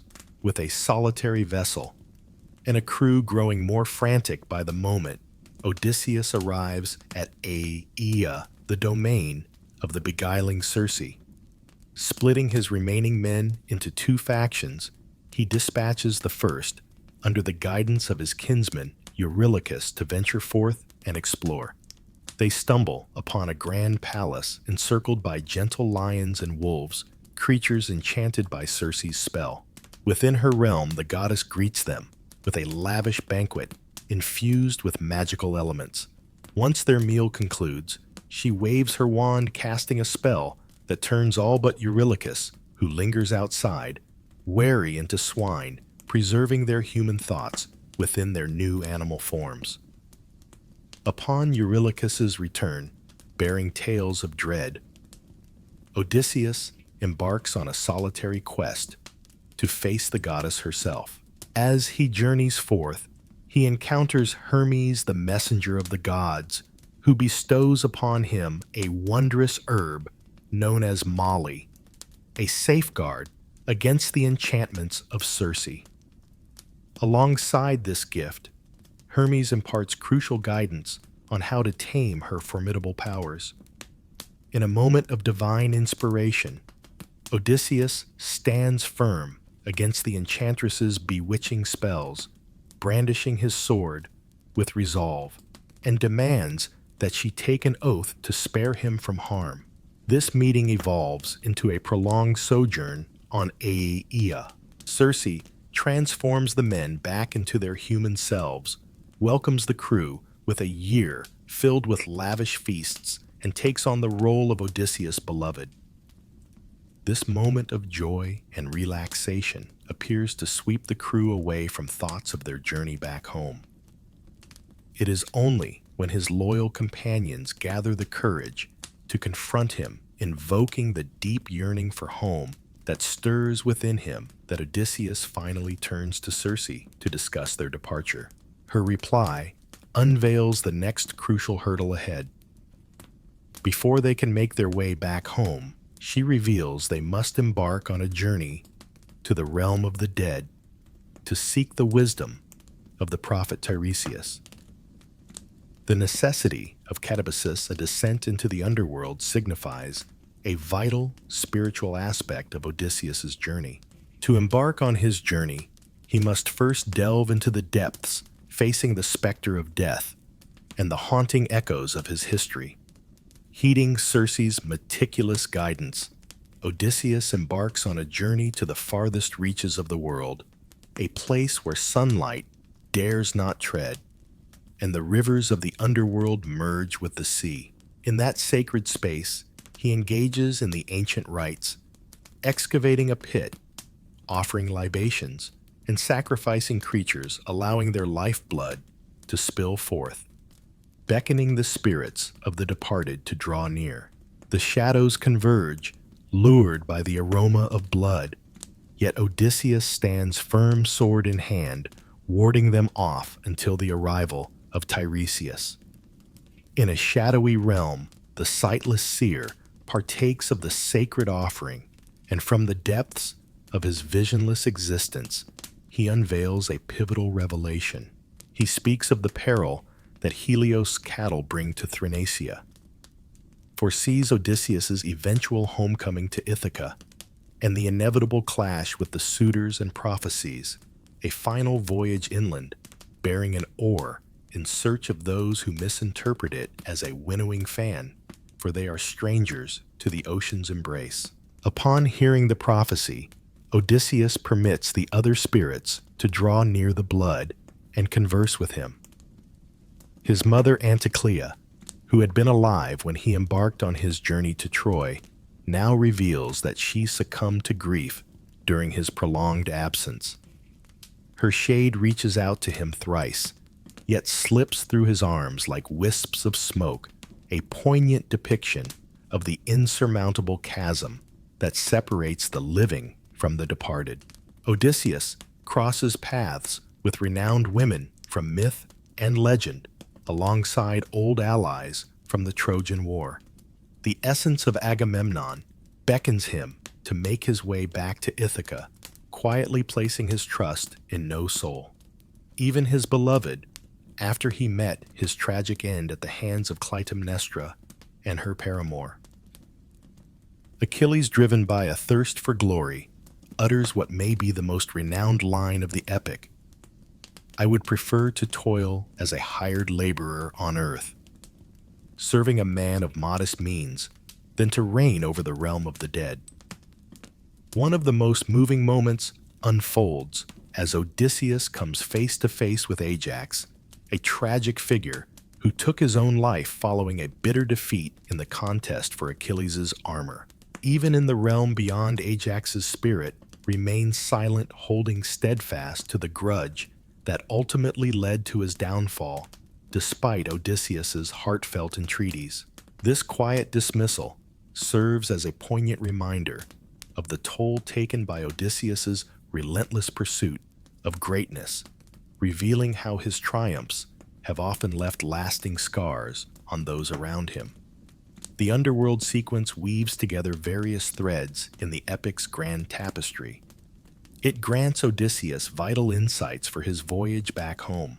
It draws him back to his origins, intertwining the personal with the legendary, evoking memories of what has vanished and what still hangs in the balance.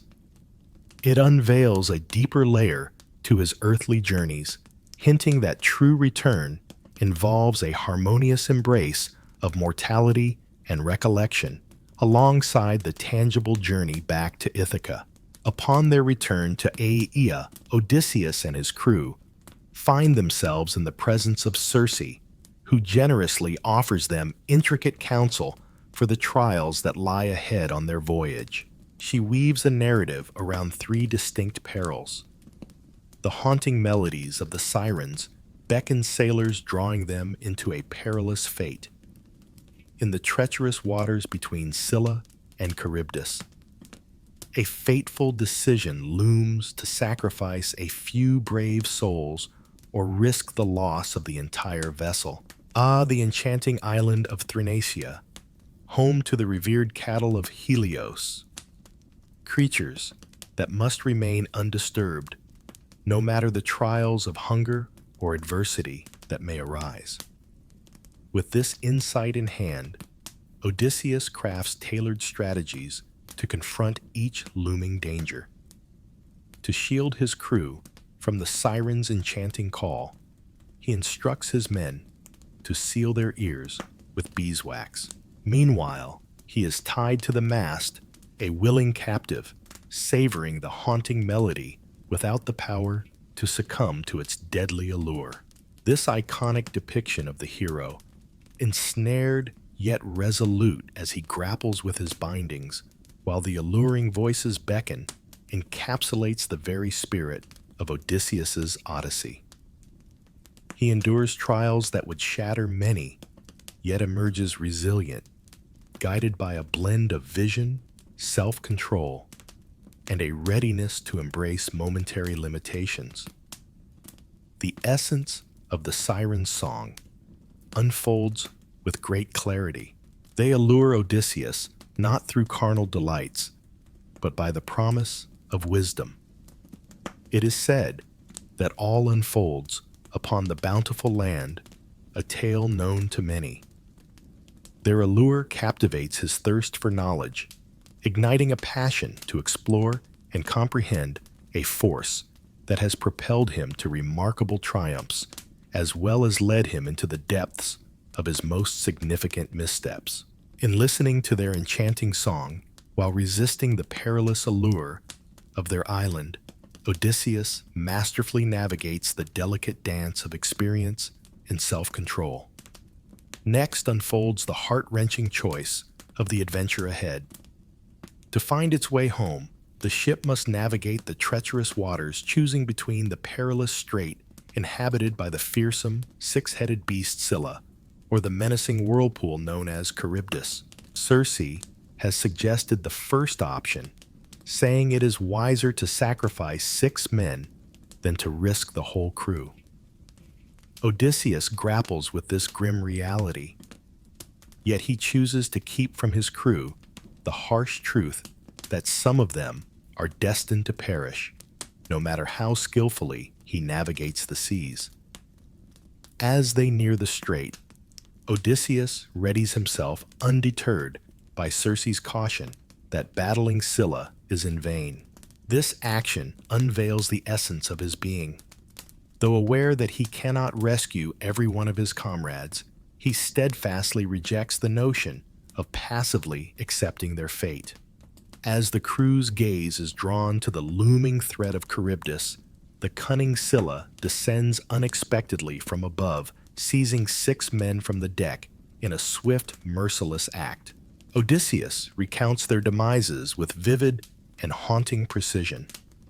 With limbs thrashing and cries echoing in the air, they are drawn toward the gaping maw of the beast's lair, their desperate attempts to escape fading as they are consumed in a chilling embrace. In this poignant moment, Odysseus stands witness to the tragic fate of his companions, a heart-wrenching scene that encapsulates the profound weight of leadership. He must forge ahead, grappling with the deep sorrow of loss while steadfastly steering his course. The Scylla episode unveils the unvarnished truth of heroism, revealing the profound emotional toll it exacts. After braving numerous perils, the weary crew finally arrives at Thrinacia, the fabled island where the sun god's sacred cattle roam. In defiance of the clear cautions laid out by Tiresias and Circe, a tempestuous storm drives them to the shores they were warned to shun. Odysseus compels his crew to pledge an unwavering vow to refrain from laying a hand on the cattle, no matter the trials they may face.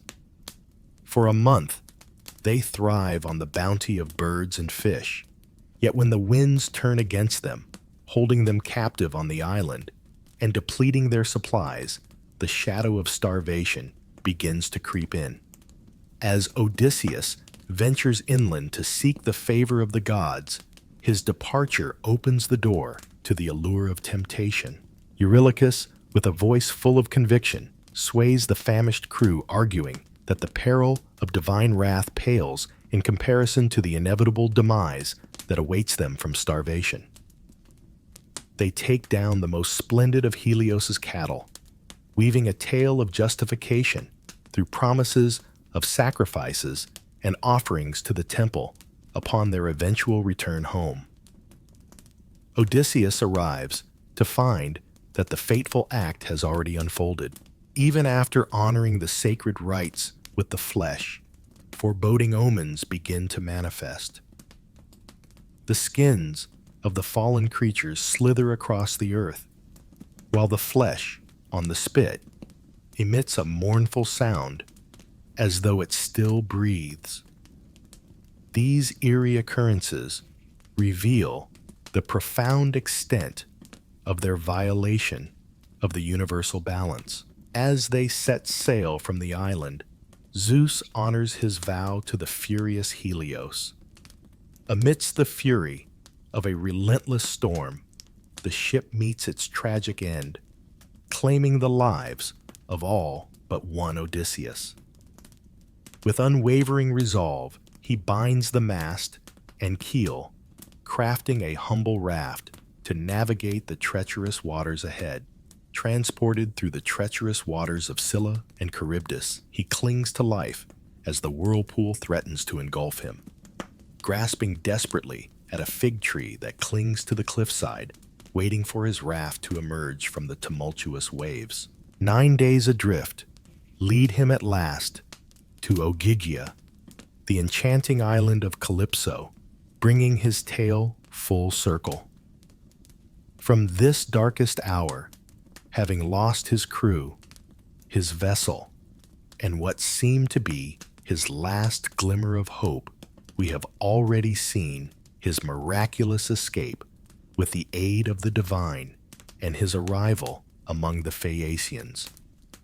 As Odysseus wraps up his narrative, a hush envelops the Phaeacian hall. This immersive first-person tale has unveiled aspects of the hero that remain unseen from an external perspective.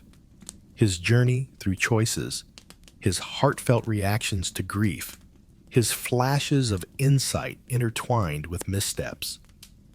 In granting Odysseus the power to narrate his own tale, Homer empowers him to craft his identity through the art of storytelling, mirroring his journey of self-reconstruction through deeds upon his return to Ithaca. The Wanderings Odysseus unfolds a narrative that transcends mere geographical space, delving into the realms of moral and psychological landscapes. Every journey reveals unique facets of the human spirit, the enchanting pull of oblivion among the lotus eaters, the clash of order and chaos embodied by the Cyclops, the delicate dance of faith and doubt with Aeolus and his crew, the seductive lure of indulgence and inertia with Circe, the insatiable quest for hidden truths with the Sirens, the heart-wrenching dilemmas of sacrifice with Scylla and Charybdis, and the poignant justifications that spiral into sorrowful missteps with Helios's cattle. In unison, these episodes weave a rich tapestry that delves into the depths of human limitations and the heights of our aspirations. They unveil Odysseus not as an ideal hero, nor simply a pawn of the gods, but as a man skillfully maneuvering through insurmountable challenges with remarkable, albeit imperfect, abilities. His survival, amidst the demise of others, springs from a blend of celestial grace, individual merit, and sheer chance, a trio of elements the ancients understood as the forces shaping human destiny. As the Phaeacians ready their vessels swift as the very thoughts that dance through the mind, Odysseus's long and arduous journey finds its final chapter, leading him back to the shores of Ithaca. Before him stretches a formidable quest, not merely to endure the presence of monsters and deities, but to restore his rightful place in the human realm he departed from 2 decades ago. The experiences, wisdom, and resolve cultivated during his journeys are about to face the intricate dynamics of his familiar surroundings. True to their word, the Phaeacians fulfill their promise. Upon the waves, a wondrous vessel glides, cradling the slumbering Odysseus as it journeys toward Ithaca. With care, they set him and his precious spoils upon the sandy embrace of the shore before taking their leave. As Odysseus stirs from his slumber, he is enveloped in a shroud of morning mist, the familiar contours of his homeland obscured, leaving him in a state of bewilderment after his long and arduous journey. This fleeting moment of confusion unveils a deep truth about returning home after a long time away. Locations evolve. Memory can often lead us astray. The journeying soul must weave together the tapestry of dreams with the truths that await them upon their return. For Odysseus, this journey of reconciliation unfolds amidst a haze of uncertainty, teetering on the edge of despair. Has he been misled, left behind on an unfamiliar coast with his talents? Athena emerges initially cloaked as a youthful shepherd before unveiling her true form to her cherished mortal. Their dialogue reveals the depth of their bond, a harmonious mix of celestial guidance and shared admiration. When Athena inquires about his failure to recognize his homeland, Odysseus, with a careful demeanor, weaves a deceptive narrative regarding his true identity. The goddess observes this clever trickery with a knowing smile, recognizing that anyone capable of matching Odysseus in cunning must truly be a master of deception. In unison, they conceal his precious treasures within the depths of a nearby cave. In that moment, Athena weaves her magic, reshaping him into an elderly beggar. His posture bends with age. His skin becomes a tapestry of wrinkles. His once bright eyes now clouded, and he is draped in tattered rags. This clever guise fulfills various roles. In a way, it serves as a shield against the suitors who would seek to end his life at a mere glance. With a clever approach, he positions himself to watch the dynamics within his palace incognito, gauging allegiances before stepping into the light.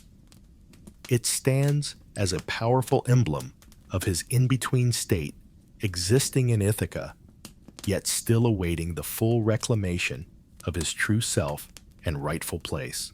Athena, in her wisdom, sets forth to Sparta, intent on bringing Telemachus back, who has perhaps tarried a bit too long, reveling in the warm embrace of Menelaus's generous hospitality.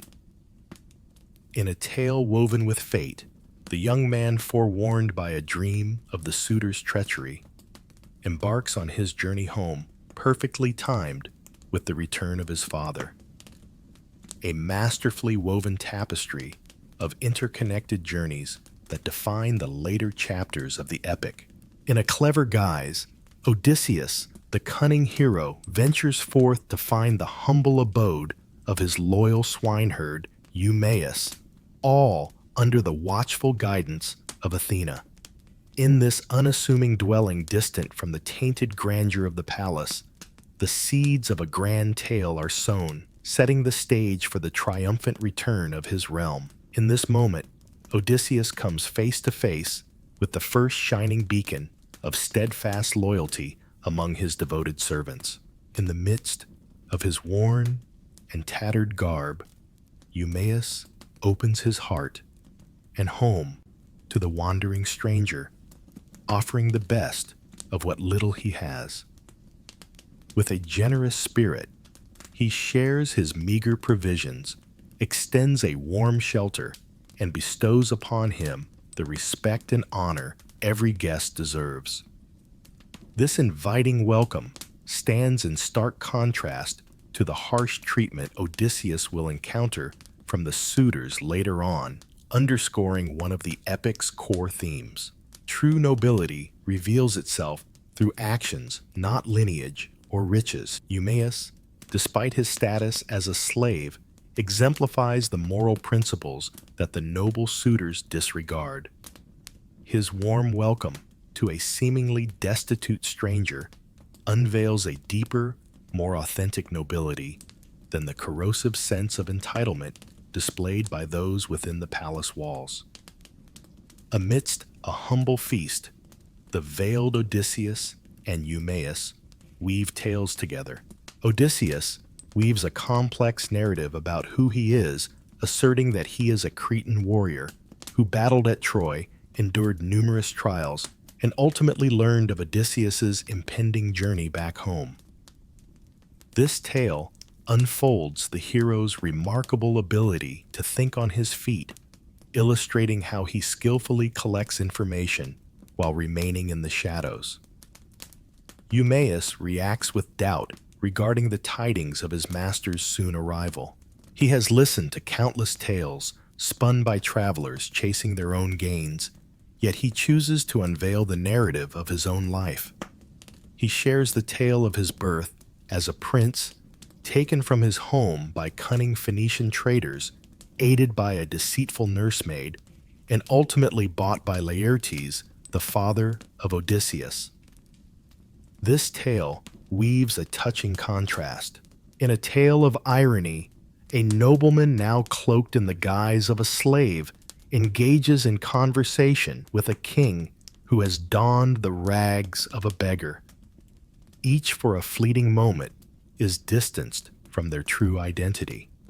For several days, Odysseus stays with Eumaeus, absorbing the tales of life in Ithaca and witnessing the unwavering spirit of the swineherd.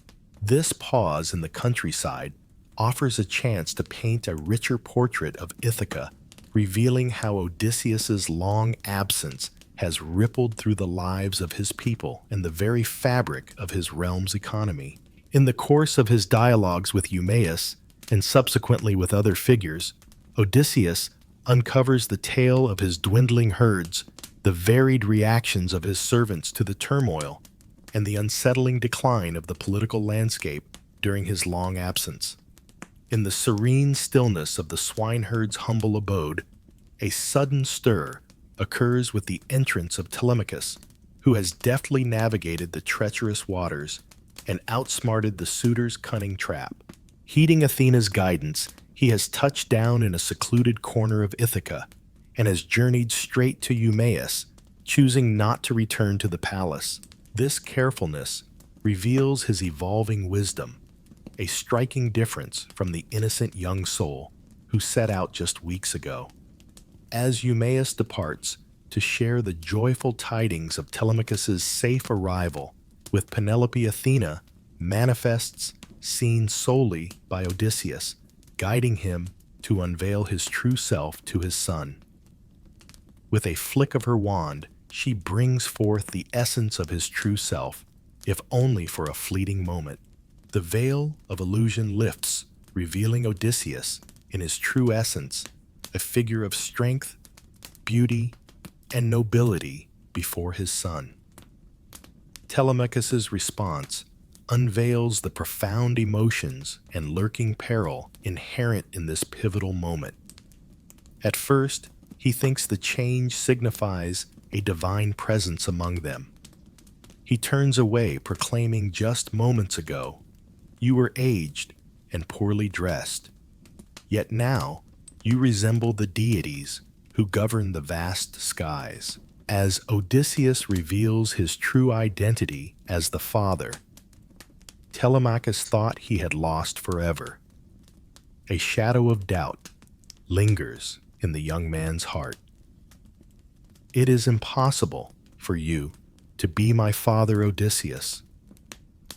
A divine trickster weaves a web of sorrow, deepening the ache within my heart, the struggle against acknowledgement. The trepidation of being led astray by false promises after countless years of letdowns renders their eventual acceptance profoundly impactful. As the truth dawns upon them, tears flow freely from both men. Homer draws a poignant comparison between their weeping and the mournful cries of eagles whose young have been taken, a striking simile that connects human sorrow to the realm of nature rather than the other way around. As the raw intensity of their reunion begins to fade, the father and son, united by their bond, start to weave a plan for the downfall of the suitor. This swift shift from reunion to intrigue highlights the essence of their connection, a return not marked by tranquility, but rather a gearing up for the inevitable clash ahead. Odysseus weaves his plan carefully, tallying the suitors, evaluating possible allies, and guiding Telemachus on his part in the impending clash. After 2 decades apart, they swiftly forge a collaborative alliance united by a common purpose and their unique strengths that beautifully complement one another. Odysseus dons his beggar guise once more, keeping up the ruse until Eumaeus arrives, revealing the truth only to his son. With a shared resolve, they ready themselves to step into the grand palace. Telemachus takes the lead, stepping forth to deflect any doubts, while the cunning Odysseus, cloaked in the guise of a mere beggar, lingers behind seeking alms and weaving his way into the heart of the unfolding tale. This strategy enables Odysseus to witness the unfolding events directly, all while setting the stage for the impending assault. Before this plan comes to life, Homer shares a poignant tale featuring Argos, the loyal hunting dog of Odysseus. Once celebrated for his swiftness and sharp instincts, Argos now rests forgotten on a pile of refuse aged infested with fleas and left alone. As Odysseus makes his way past, the faithful dog senses the presence of his master, seeing through the veil of disguise that no mortal can unravel. In a poignant moment, Argos musters his last ounce of strength to wag his tail and lower his ears in a heartfelt greeting before he peacefully passes away, having fulfilled his ultimate purpose by witnessing his master's long-awaited return. This poignant, heart-rending moment unfolds with rich, intricate meanings beneath the surface. It grants Odysseus a clear acknowledgement following a journey filled with uncertainty and trickery. It reflects the gradual decline of his home, a testament to the shadows of neglect that have crept in. It weaves a tale of how even the most devoted ultimately yield to the relentless march of time. It beautifully illustrates how love can unveil the truth when logic fails, a motif that will resurface when the wise nurse Eurycleia later identifies Odysseus by the unique scar that tells his story. Telemachus arrives at the palace where he is met by Penelope's warm embrace, filled with relief. Yet she remains blissfully unaware of the significant transformations that are about to unfold. Not long after Eumaeus guides the veiled Odysseus to the palace where he will confront the chaos that has engulfed his dwelling. As they draw near, they come upon another of Odysseus's loyal servants, the goat-herd Melanthius, who has chosen to side with the suitors. In stark contrast to Eumaeus, Melanthius meets the seemingly destitute figure with scorn and cruelty, delivering kicks and deriding his misfortune. This meeting, set against Eumaeus's warmth and Argos's acknowledgement, paints a vivid picture of the loyalty and treachery Odysseus must traverse in his own home. As he steps into his palace in the guise of a beggar, Odysseus faces the ultimate degradation of his Odyssey, reduced to a mere spectacle and target of scorn within the very walls that once echoed with his glory. The suitors, led by the cunning Antinous, subject him to a calculated cruelty that reveals their true nature. As Odysseus pleads for sustenance, Antinous, filled with disdain, launches a footstool that strikes him squarely in the back. This harsh deed illuminates the deep moral decay of the suitors, revealing not only their reckless squandering of Odysseus's wealth, but also their betrayal of the sacred duty to honor and respect those who seek refuge and assistance. Odysseus endures this mistreatment with a calm facade, concealing the storm of anger brewing within.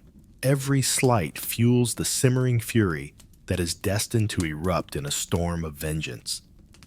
His remarkable restraint reveals an extraordinary self-control, a trait that enabled him to withstand the trials of Polyphemus's cave and the enchantments of Calypso's island. At this moment, with his objective in clear view, he clings to his facade undeterred by the intense challenges that surround him. Within the palace, not everyone regards him with disdain. Penelope, upon learning of the stranger's arrival and the hardships he endured, calls for him to inquire if he bears any tidings of Odysseus.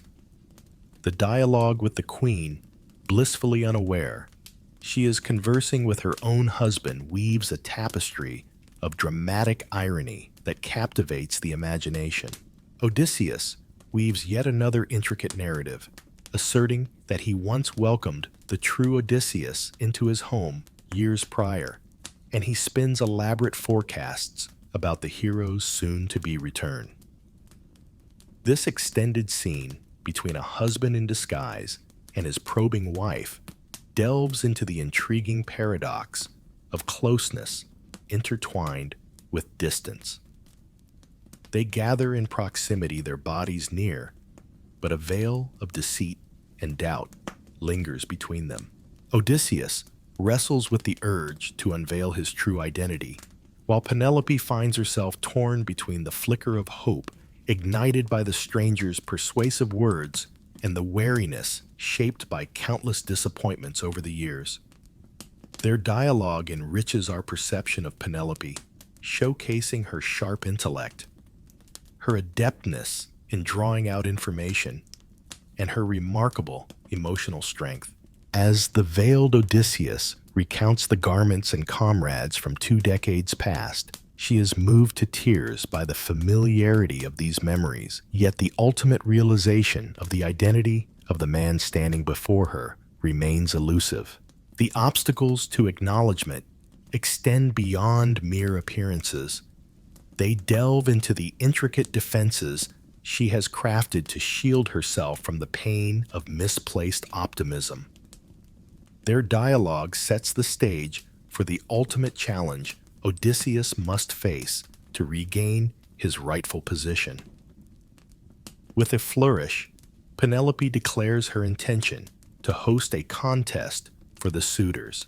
Whosoever can draw forth the mighty bow of Odysseus and send an arrow through 12 axe handles shall claim her as his own.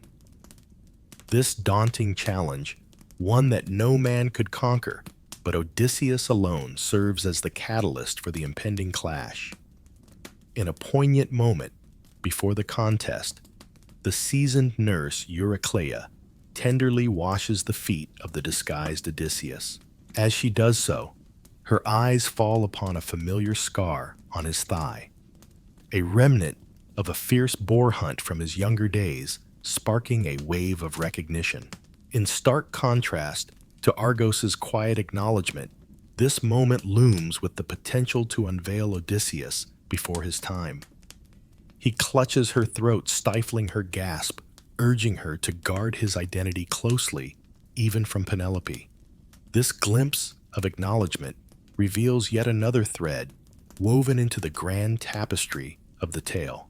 Those who hold the least social power frequently have the clearest vision of truth. The dog, the nurse, and the swineherd each perceive facets of Odysseus that elude the notice of those in higher positions of power. Their loyalty arises not from mere duty, but from heartfelt commitment, rendering them invaluable companions in the impending revival.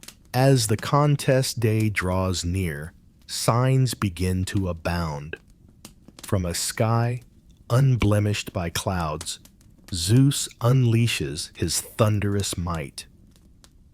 Theoclymenus, a seer seeking solace with Telemachus, is struck by a chilling vision of the suitors. He sees walls stained with blood, spectral figures haunting the shadows, and the sun itself shrouded in darkness, a foreboding glimpse of the massacre to come, which the suitors scornfully disregard. The ethereal omens serve to strengthen the ethical foundation of the impending turmoil. The downfall of the suitors unfolds not just as Odysseus' quest for retribution, but as a manifestation of divine retribution, a fated outcome stemming from their transgressions against the sanctity of home, the essence of hospitality and the foundations of social harmony. As Odysseus draws the bow and releases his arrow in the ensuing chapters, he embodies not just a man seeking to reclaim his own, but also a force of cosmic restoration. The unfolding journey of Odysseus as he navigates through the countryside to the palace, encountering both loyal servants and treacherous souls, from the faithful dog to the devoted nurse, and finally to his beloved wife, plays a crucial role in the narrative's tapestry. It builds tension by postponing the pivotal showdown. It enables Homer to paint a vivid portrait of the transformations that have taken place in Ithaca during Odysseus' long absence. At its core, it lays the groundwork for the moral reasoning behind the impending brutality, revealing the profound corruption that demands such a violent purging. In these moments, disguise transforms into something far deeper than just a clever strategy. It evolves into a deep symbol of Odysseus's in-between existence, Though he stands within the realm, he remains a shadow, a figure on the outskirts of his own domain. From this vantage point, he witnesses the world through the eyes of those who hold the least power, their stories unfolding in vivid detail before him. This experience transforms him, enriching his comprehension of loyalty, power, and justice in ways that his time as a recognized king could never have revealed. The beggar's tattered garments weave him into a rich tapestry of Greek heroic tradition, where the cloak of disguise often heralds the moment of revelation.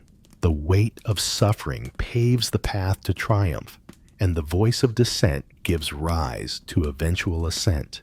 Much like Demeter in her quest for her daughter, or Dionysus putting his followers to the test, Odysseus employs the art of disguise to reveal the true nature of individuals, separating those who see the intrinsic value hidden beneath the surface from those who are swayed only by outward appearances. As the day of the bow contest dawns, each participant stands ready, poised for the unfolding tale ahead. In a twist of fate, Penelope has woven a clever mechanism for choosing among her suitors, all the while oblivious to the fact that she has unwittingly crafted the ideal stage for her husband's long-awaited revenge. Telemachus stands as a steadfast ally to his father, all the while cloaked in an appearance of neutrality. In a quiet corner of the world, Eumaeus and the steadfast cowherd Philoetius have received whispers of truth, revealing the true identity of Odysseus. With hearts united, they stand ready to join him in his noble quest. The suitors, oblivious to the looming peril, persist in their haughty celebrations. In the shadows, Odysseus, clad in the tattered garments of a beggar, remains ever vigilant, biding his time with a heart full of resolve. He observes the unfolding scene, ready to seize the opportune moment to shed his disguise and restore his rightful place, his identity, and his kingdom. His extensive odyssey of physical exploration has come to a close, yet the quest to reclaim his true self has arrived at its most perilous juncture, the metamorphosis from a hidden watcher to a vengeful sovereign. As the first light of dawn spills across the horizon, it heralds the arrival of a day destined to dissolve 2 decades of longing and heartache. Penelope, blissfully ignorant of her husband's lurking shadow, proclaims the contest she has ingeniously crafted. Behold, the legendary bow of Odysseus shall be unveiled, and the challenge awaits the one who can string this mighty weapon and send an arrow through 12 axe heads set in a perfect line, shall earn the right to claim her as his bride. The bow holds a profound meaning within its form, a token from Ephitus, who would later meet his end at the hands of Heracles. It embodies Odysseus's former life as a fierce warrior and skilled hunter. For 2 decades, it has lingered in silence, cocooned and preserved like the essence of its creator. Now, it rises once more, serving as the tool for both examination and vengeance. As Eumaeus enters the hall, with the bow tears stream down his face at the sight of his master's cherished weapon, Philoetius, the steadfast cowherd who has also seen through the disguise of Odysseus, finds himself moved to tears. The suitors jeer at their feelings, oblivious to the fact that these devoted servants have already pledged themselves to the impending retribution. The challenge unfolds before us, revealing its formidable nature right from the start. Not a single one of the youthful suitors possesses the strength to draw the bow and string it. As he watches their fruitless attempts, Odysseus keenly studies each man, taking note of their strengths and weaknesses, all while maintaining his strategic evaluation from a place of seeming unimportance. Antinous, sensing the challenge ahead, proposes to delay the contest. Today marks a celebration dedicated to Apollo, the divine master of archery. And one might ponder whether the god would take offense at the rivalry unfolding before him. This transparent excuse to save face unveils the suitors' increasing recognition of their shortcomings. Those who dared to take the place of Odysseus find themselves unable to even grasp his mighty weapon. In this pivotal moment, the veiled Odysseus draws near to Telemachus, conveying through quiet gestures that the beggar should be given the chance to attempt the bow.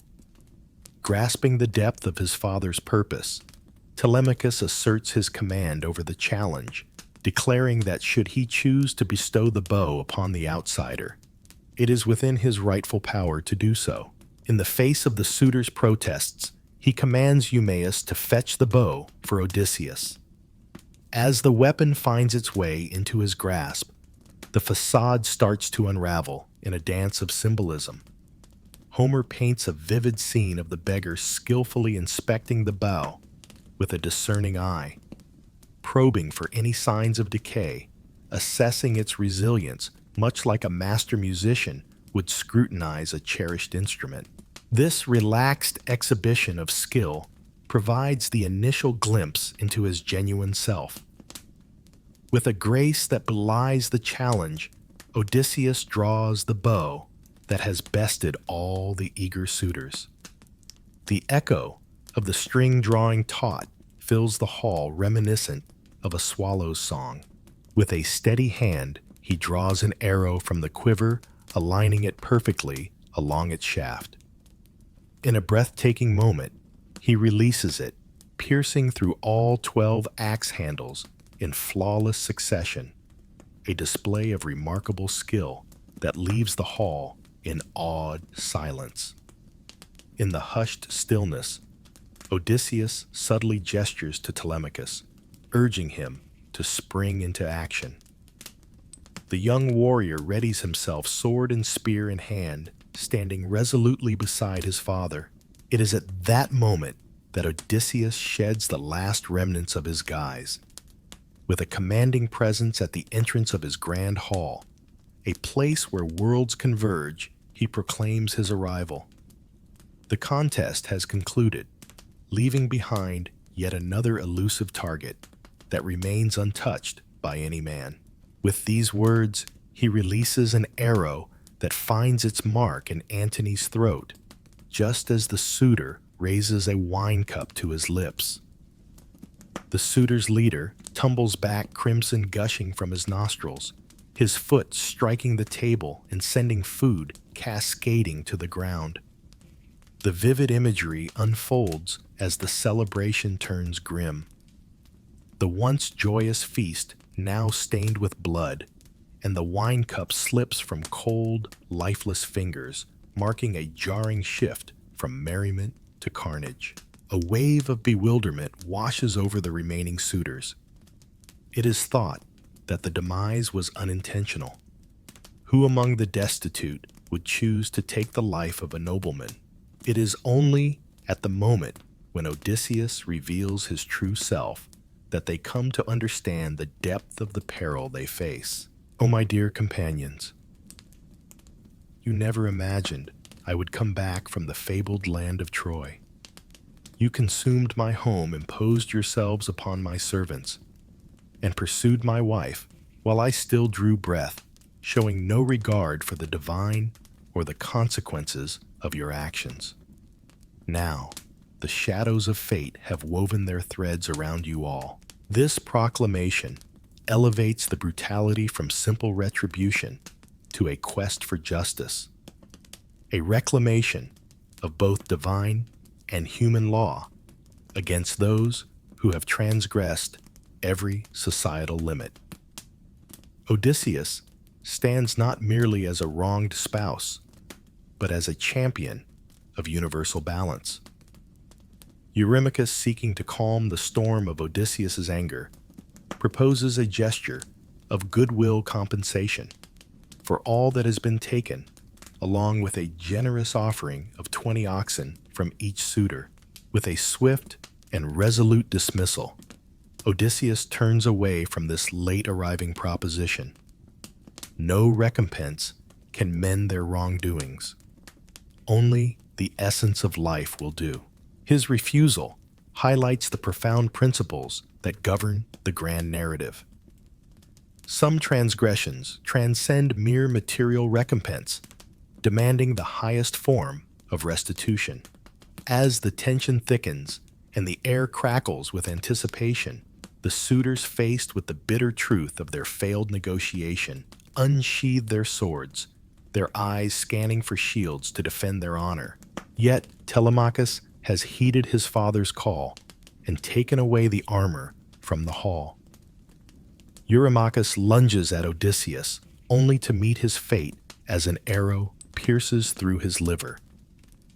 With a swift motion, Amphinomus charges ahead, only to meet his fate as Telemachus drives a spear into his back. What unfolds is a calculated demise.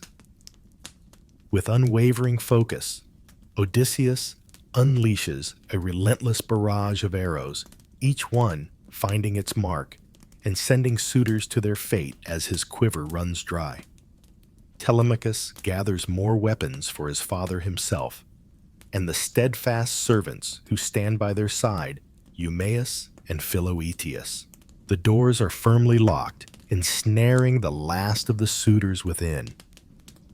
The clash intensifies, a fierce struggle unfolding as the outnumbered assailants confront the last of the suitors. Athena takes on the guise of mentor, guiding Odysseus with her wisdom. Yet she withholds immediate triumph from him. Instead, she challenges the aging hero's strength and courage, weaving a tale of trials before stepping in more directly. This sacred balance highlights that despite celestial blessings, the importance of human endeavor cannot be overlooked.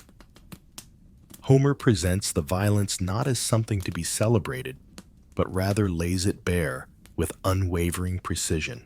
Men tumble as spears find their throats. Swords drive deep into their chests, and bronze blades cleave through skulls. The ground is stained with crimson. As they attempt to escape, the ground beneath them becomes a treacherous canvas of crimson, causing them to stumble and fall in their desperate flight. The chamber reverberates with the haunting sounds of demise and the heavy thump of collapsing forms. This vivid portrayal highlights the seriousness of the suitors' wrongdoings. Their charming dependence has led to dreadful outcomes. The climax of the tale unfolds as Odysseus and his loyal companions confront the last of the suitors with Agelaus at the helm. Athena unveils her aegis, the formidable shield adorned with the Gorgon's head, casting a spell of supernatural dread upon the suitors gathered below. Like a herd startled by a relentless pest, they flee in fear only to fall one after another. The comparison to hunted creatures recurs throughout the narrative. The suitors find themselves akin to fish floundering on dry land or doves ensnared in a trap, highlighting their abrupt shift from hunters to the hunted. Only two souls are graced by mercy's touch. The bard Phemius, who had been forced to entertain the suitors, pleads for his life, asserting that his service in the palace was against his will. In a similar vein, the herald Medon, who had extended his kindness to Telemachus, earnestly appeals for mercy. In a moment of profound significance, Telemachus steps forward for both parties, embodying restraint in the face of chaos and proving himself to be a deserving moral successor to his father. When the fighting ceases, the hall takes on the appearance of a shoreline after a brutal tide scattered with bodies like fish cast upon the sand. Odysseus, drenched in the remnants of battle, like a lion that has savored its prey, commands the treacherous serving women to tidy the hall with Telemachus overseeing their efforts. In a dark twist of fate, the 12 women who had consorted with the suitors and turned their backs on the household are led outside their fate sealed as they meet a grim end by hanging a chilling conclusion to the cleansing of the home. For the treacherous goatherd Melanthius, who had mocked and abused the disguised Odysseus and aided the suitors in their preparations for battle, a fate far more severe looms on the horizon. His nose, ears, hands, and feet are severed, and his genitals cast to the dogs, a brutal act that vividly illustrates the depths of his treachery in visceral detail. Following this harsh purging, Odysseus commands the hall to be enveloped in the smoke of burning sulfur, a rite of purification that embodies both practical sanitation and a deeper symbolic renewal. Before the rhythms of everyday life can return, the tainted realm marred by the suitor's intrusion must undergo a sacred restoration. As the sun dipped low in the sky, Euryclea, the wise and aged nurse, summoned the devoted serving women, their hearts swelling with joy, to greet their long-lost master, Odysseus, who had finally returned home. They gather around him, showering his head and hands with gentle kisses, enveloping him in a warm embrace, their eyes glistening with tears of joy. This poignant moment of heartfelt reunion, set against the backdrop of devastation, weaves a compelling, emotional tapestry. The return to rightful harmony not only delivers justice, but also rekindles bonds with those who stood steadfast. Yet amidst the cathartic violence and the emotional reunion, this sequence signifies merely a fragment of restoration. Odysseus stands triumphant in his palace, having vanquished the lurking dangers within. Yet the heart of his marriage remains unclaimed, a quest still awaiting his return. In the quiet solitude of her chambers, Penelope remains blissfully ignorant of the harrowing events unfolding beyond her door, as well as the hidden truth of her husband's identity. As Euryclea hurries to share the news of Odysseus's return and the demise of the suitors, Penelope's reaction unfolds not as a burst of joy, but rather as a measured doubt, reflecting her cautious heart. After years of guarding her heart against disappointment, she finds it nearly impossible to embrace hope. She proposes instead that perhaps a divine force has dealt with the suitors, or that the beggar could be an entirely different figure altogether. This ultimate struggle against acknowledgement sets the stage for the epic's most personal and psychologically rich moment. After 2 decades apart, following a tumultuous and bloody reclaiming of his home, Odysseus now stands before his greatest challenge, yet persuading his wise and wary wife that he has indeed come back to her. The bow contest and the downfall of the suitors shift the narrative from a tale of adventure to one of justice reclaimed. It brings to life the prophecies of Tiresias and the divine will that has been woven throughout the poem from the very beginning, while also stirring deep inquiries into the nature of violence retribution and the path to restoration that the concluding chapters must confront. The bloodshed has washed over the palace, yet mending the community, restoring political harmony, and genuinely rekindling personal bonds demands more than mere victory on the battlefield. As darkness envelops the blood-stained hall, Odysseus has vanquished his foes, yet he stands at the brink of his most profound return, the long-awaited reunion with the wife whose unwavering loyalty and sharp intellect mirror his own. This climactic moment of recognition, navigated with care by both husband and wife, will reveal if Odysseus has genuinely come back home in the truest sense of renewal. The crimson stains have been cleansed from the grand halls of the palace. The families have come forth to claim the bodies of the suitors. The unfaithful servants have faced their consequences, but the most significant moment is yet to come, the heartfelt reunion between husband and wife that will ultimately fulfill Odysseus's long-awaited return home. Penelope emerges from her chamber, her thoughts still shrouded in uncertainty. For 2 decades, she has walked the fine line between hope and despair, caught in a liminal space where she neither fully embraces the finality of Odysseus's death nor allows herself to surrender to the dream of his return. This profound resilience, harmonizing with her husband's strength, has safeguarded her independence and shielded her emotions. Now confronted with whispers of Odysseus's return, she steps forward with trepidation, reluctant to relinquish her carefully maintained balance to what could very well be yet another letdown.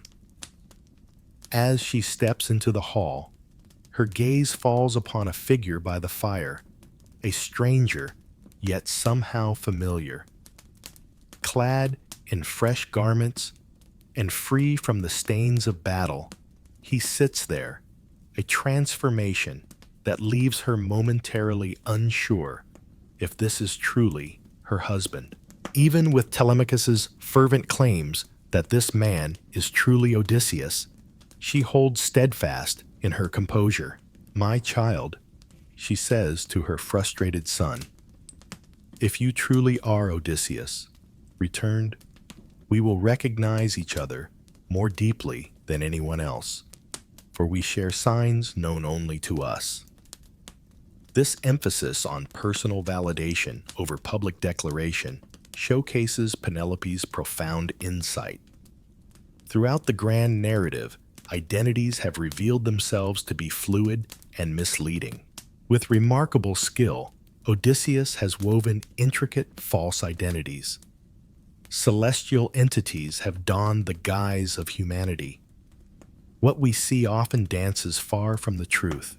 In this narrative, Penelope's caution emerges not as stubborn denial, but as fitting skepticism, reflecting the feminine counterpart to Odysseus's own careful approach with the Phaeacians, with Athena, and with all those he has met along his journey.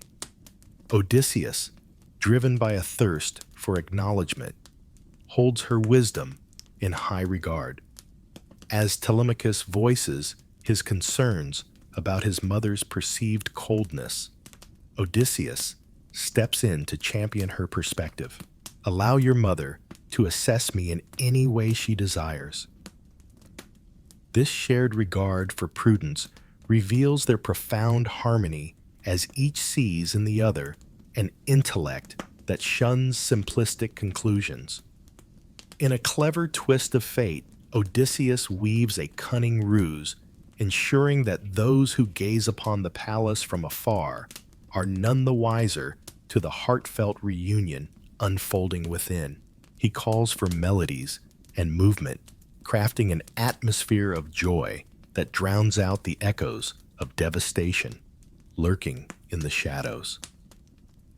This ultimate ruse, a feigned wedding celebration concealing a tableau of destruction, sets the stage for the true reunion that is on the verge of revealing itself. With a calculated grace, Penelope instructs the household servants to ready the royal bed for the unexpected guest, weaving a delicate web of intrigue. As Odysseus meets the challenge with a measured fury, the snare is set not for him, but for any false pretender daring to assume his name. "O woman," he proclaims, "you have pierced my very soul. Who has shifted my bed? No living man, not even in his prime, could easily shift it, for I crafted that bed with my own hands, and a profound secret was woven into its creation." He unfolds the tale of how he meticulously crafted their marriage bed, encircling a living olive tree that thrived within the palace walls, shaping the chamber around this steadfast, natural centerpiece. This bed, immovable, and steadfast, embodies the essence of their union deeply anchored in the earth, fashioned with artistry, meant to last through the ages. This revelation finally pierces through Penelope's guarded demeanor. Only the two of them and a solitary servant held the secrets of the bed's construction, a tale woven in whispers and shared glances. No pretender could possess such wisdom. The sign she yearned for, a testament that transcended mere physicality or combat skill, had been revealed in the most personal way imaginable, an understanding of the very roots of their union. Penelope's reaction shifts from doubt to a flood of deep feeling. Her knees tremble, her heart softens, and tears cascade unrestrained. With a rush of emotion, she dashes to Odysseus, enveloping him in her embrace, planting a tender kiss upon his head. "Do not let anger take hold of you for my reluctance," she implores. "My heart has always held a deep-seated fear that someone might weave a web of deceit with their words, for countless schemes have been crafted against us." With tears streaming down his face, Odysseus embraces the beloved wife he has yearned for during his long and arduous journeys. Homer draws a vivid parallel between Penelope's embrace and the moment a shipwrecked sailor spots land, echoing the earlier imagery of Odysseus arriving at the Phaeacian coast after his tumultuous journey. This recurring theme indicates that his journey toward physical salvation was still lacking without the fulfillment of this emotional return. At last, it is in the gaze of the one who understands him best that Odysseus finds the true essence of his homecoming. Their reunion unfolds under the cloak of night as they weave tales of their journeys through the years apart. Odysseus shares the saga of his journey stories, familiar to the Phaeacians, yet they take on a deeper meaning as he reveals them to his beloved wife. Penelope recounts her enduring struggle against the suitors, weaving tales of her clever ruses, her strategic postponements, and her unwavering hope amidst the encroaching shadows of doubt. This sharing of tales signifies much more than merely reconnecting after a hiatus. It is the weaving together of their individual tales into a collective narrative, closing the 20-year chasm in their union. In the shared acknowledgement of their pain and resilience, they rekindle the profound connection that lies at the heart of their bond. As the first light of dawn nears, Athena skillfully delays its arrival, weaving a tapestry of night that stretches their moment of reconnection into the extraordinary. This extraordinary twist of fate, bending the very fabric of time to facilitate their full reunion, highlights the profound importance of their connection in the grand tapestry of existence. When they finally unite in body, it signifies more than just the fulfillment of longing. It embodies the re-establishment of harmony in both the human realm and the divine. As dawn breaks, a realization settles in that their trials are far from over. The bereaved families of the fallen suitors will embark on a quest for retribution, threatening to cast Ithaca into the chaos of civil strife. Odysseus embarks on a poignant journey to find his elderly father, Laertes, who has withdrawn to a humble farm on the fringes of the island, enveloped in a shroud of sorrow as he grieves for his lost son. And beyond these pressing matters unfolds the prophecy of Tiresias. Odysseus is destined to embark on yet another adventure, traversing the land with an oar in hand until he encounters a people who, in their ignorance, confuse it for a winnowing fan. The reunion with Laertes unfolds as yet another poignant moment of heightened emotion. Odysseus discovers his father toiling by a fruit tree, clad in tattered garments, his hands roughened from work, unbefitting his noble lineage. This self-imposed degradation, a vivid expression of sorrow, profoundly affects Odysseus. Once more, he seeks the path to reunion, navigating through trials instead of embracing instant clarity. He weaves one last intricate tale, presenting himself as a mysterious figure who once welcomed Odysseus into his home. This final trick weighs heavily on the old man's heart.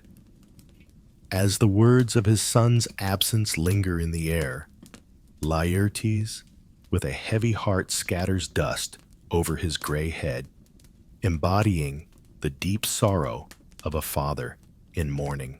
The vision shatters Odysseus's determination. With open arms, he envelops his father, revealing his authentic self and backing it up with the wisdom of the orchard. He names each tree his father had entrusted to him in his youth, weaving a vivid tapestry of their intertwined history. This scene, following the intense climax of the suitor's demise and the heartfelt reunion with Penelope, beautifully illustrates the epic's broad vision of returning home.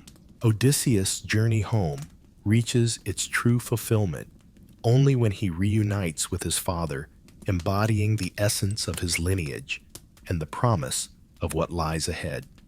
In a poignant gathering, 3 generations unite Laertes, Odysseus, and Telemachus, who arrives at the farm to share in this significant moment.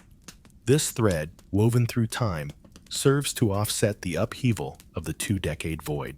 As fate would have it, whispers of the suitor's untimely demise weave their way through the streets of Ithaca. In the shadow of sorrow and fury, the families come together, cradling the lifeless forms as they prepare for the solemn farewell. Eupeithes, the father of Antinous, rises as a figure of wrath, rallying others to seek retribution against Odysseus. Yet, amidst his fervor, more temperate voices remind him that the suitors, many of whom were armed and ready for conflict, had sown the seeds of their own downfall. The looming civil strife casts a shadow over Odysseus's hard-won victory, promising to mar it with additional violence. As the wrathful group draws near Laertes' farm, where Odysseus and his loyal companions have taken refuge, the stage is prepared for yet another round of bloodshed.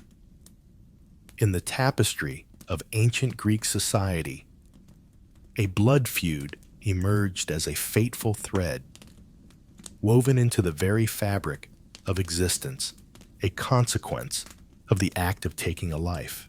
In this moment, the divine beings step in with their mighty hands. On the majestic heights of Olympus, Zeus and Athena engage in a profound dialogue, deciding that the time has come to cease the relentless tide of bloodshed. Athena makes her entrance to the battlefield at the very moment the clash of combat erupts. With a flicker of battle, where the seasoned Laertes finds a fleeting moment of triumph in vanquishing Eupeithes with a well-aimed spear, she brings the clash to a resounding pause with her commanding voice. With a power that resonates like the crack of Zeus's thunderbolt, she commands both factions to lower their arms in surrender. This heavenly intervention of tranquility offers a miraculous resolution to what might otherwise spiral into an unending cycle of vengeance. Homer observes that when human societies are abandoned to their own whims, they frequently find themselves ensnared in the cycle of vengeance. A touch of the extraordinary serves as the essential force to shatter this endless loop. In a manner reminiscent of the evolution of legal frameworks and the emergence of impartial justice that supplanted the cycle of retribution in ancient Greece, a solemn agreement is forged between Odysseus and the kin of the suitors, with Athena, cloaked in the guise of a mentor, presiding over the sacred oaths. This political resolution beautifully weaves together the threads of domestic restoration brought to life through the heartfelt reunions with Penelope and Laertes.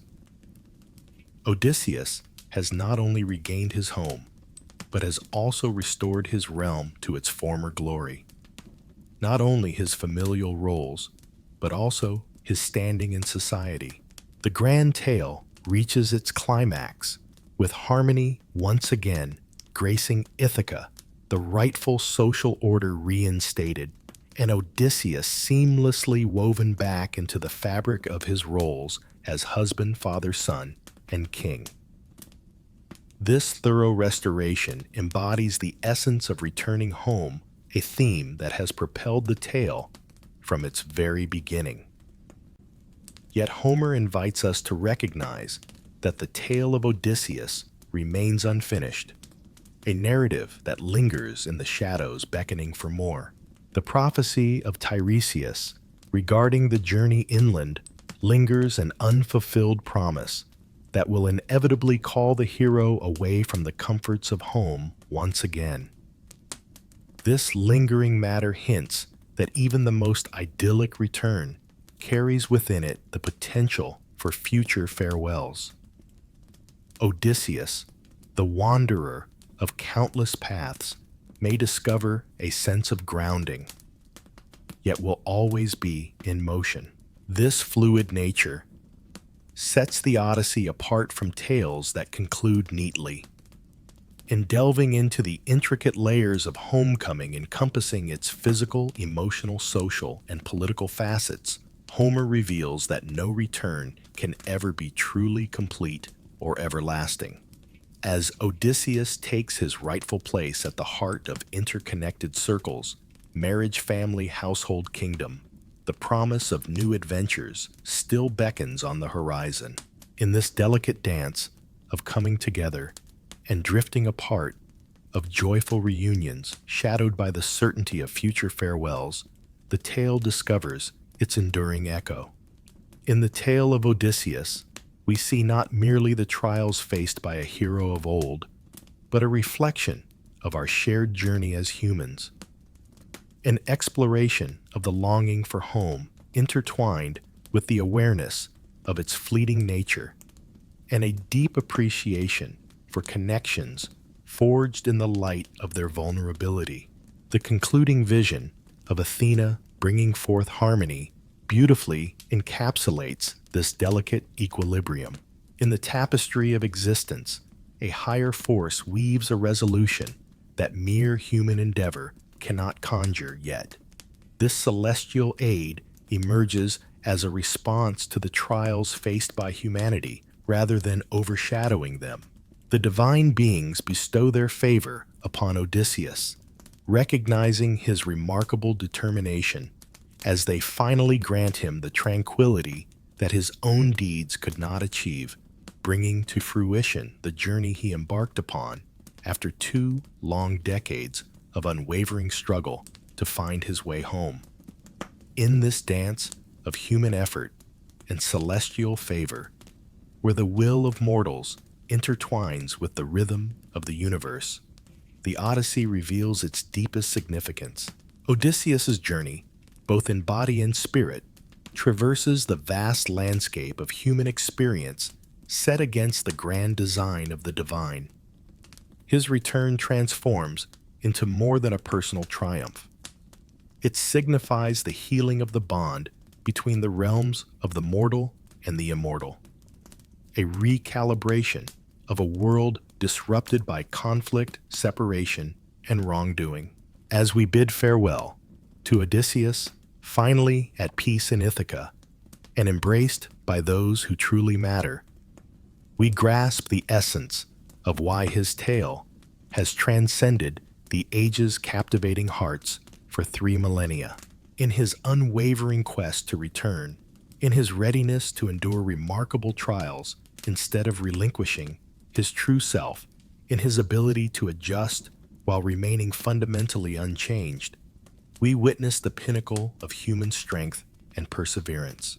In the warmth of his return, a journey marked by trials and tribulations, we catch a glimpse of the deep fulfillment that makes such perseverance meaningful. The unique essence of belonging, of being truly seen, and the sweet embrace of finally finding one's way home.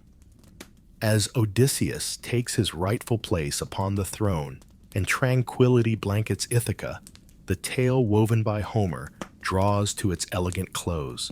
Yet the tale of the Odyssey itself was only starting its voyage through the tapestry of human culture. This grand tale, much like its clever protagonist, would journey through immense stretches of time and space, transforming to fit new settings while preserving its core essence. The poem's impact unfolds through its significance in the rich tapestry of ancient Greek culture. In tandem with the Iliad, it emerged as a cornerstone of literature, weaving together threads of entertainment, moral instruction, historical narrative, and spiritual insight. Young minds discovered the magic of reading through the verses of Homer. Gatherings of voices united the hearts of communities. Politicians invoked the timeless verses of Homer to lend weight to their arguments. The grand tales wove a shared cultural tapestry that brought together the often divided Greek city-states. As the Greek civilization spread its wings through the conquests of Alexander and later embraced by the Romans, the influence of Homer grew in tandem, weaving his tales into the fabric of history. The Romans wove together, reshaped, and drew upon the rich tapestry of Homeric tales in remarkable ways.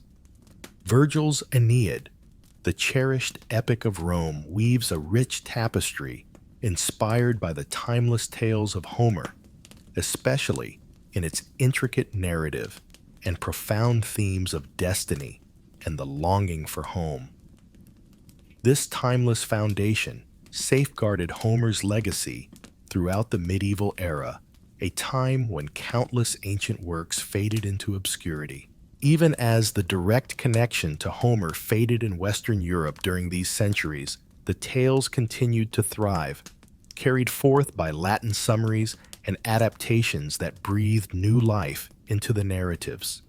In the midst of it all, the Byzantine scholars became the guardians of the original Greek texts, ensuring that the rich tradition of Homeric scholarship continued to thrive in the Eastern Mediterranean.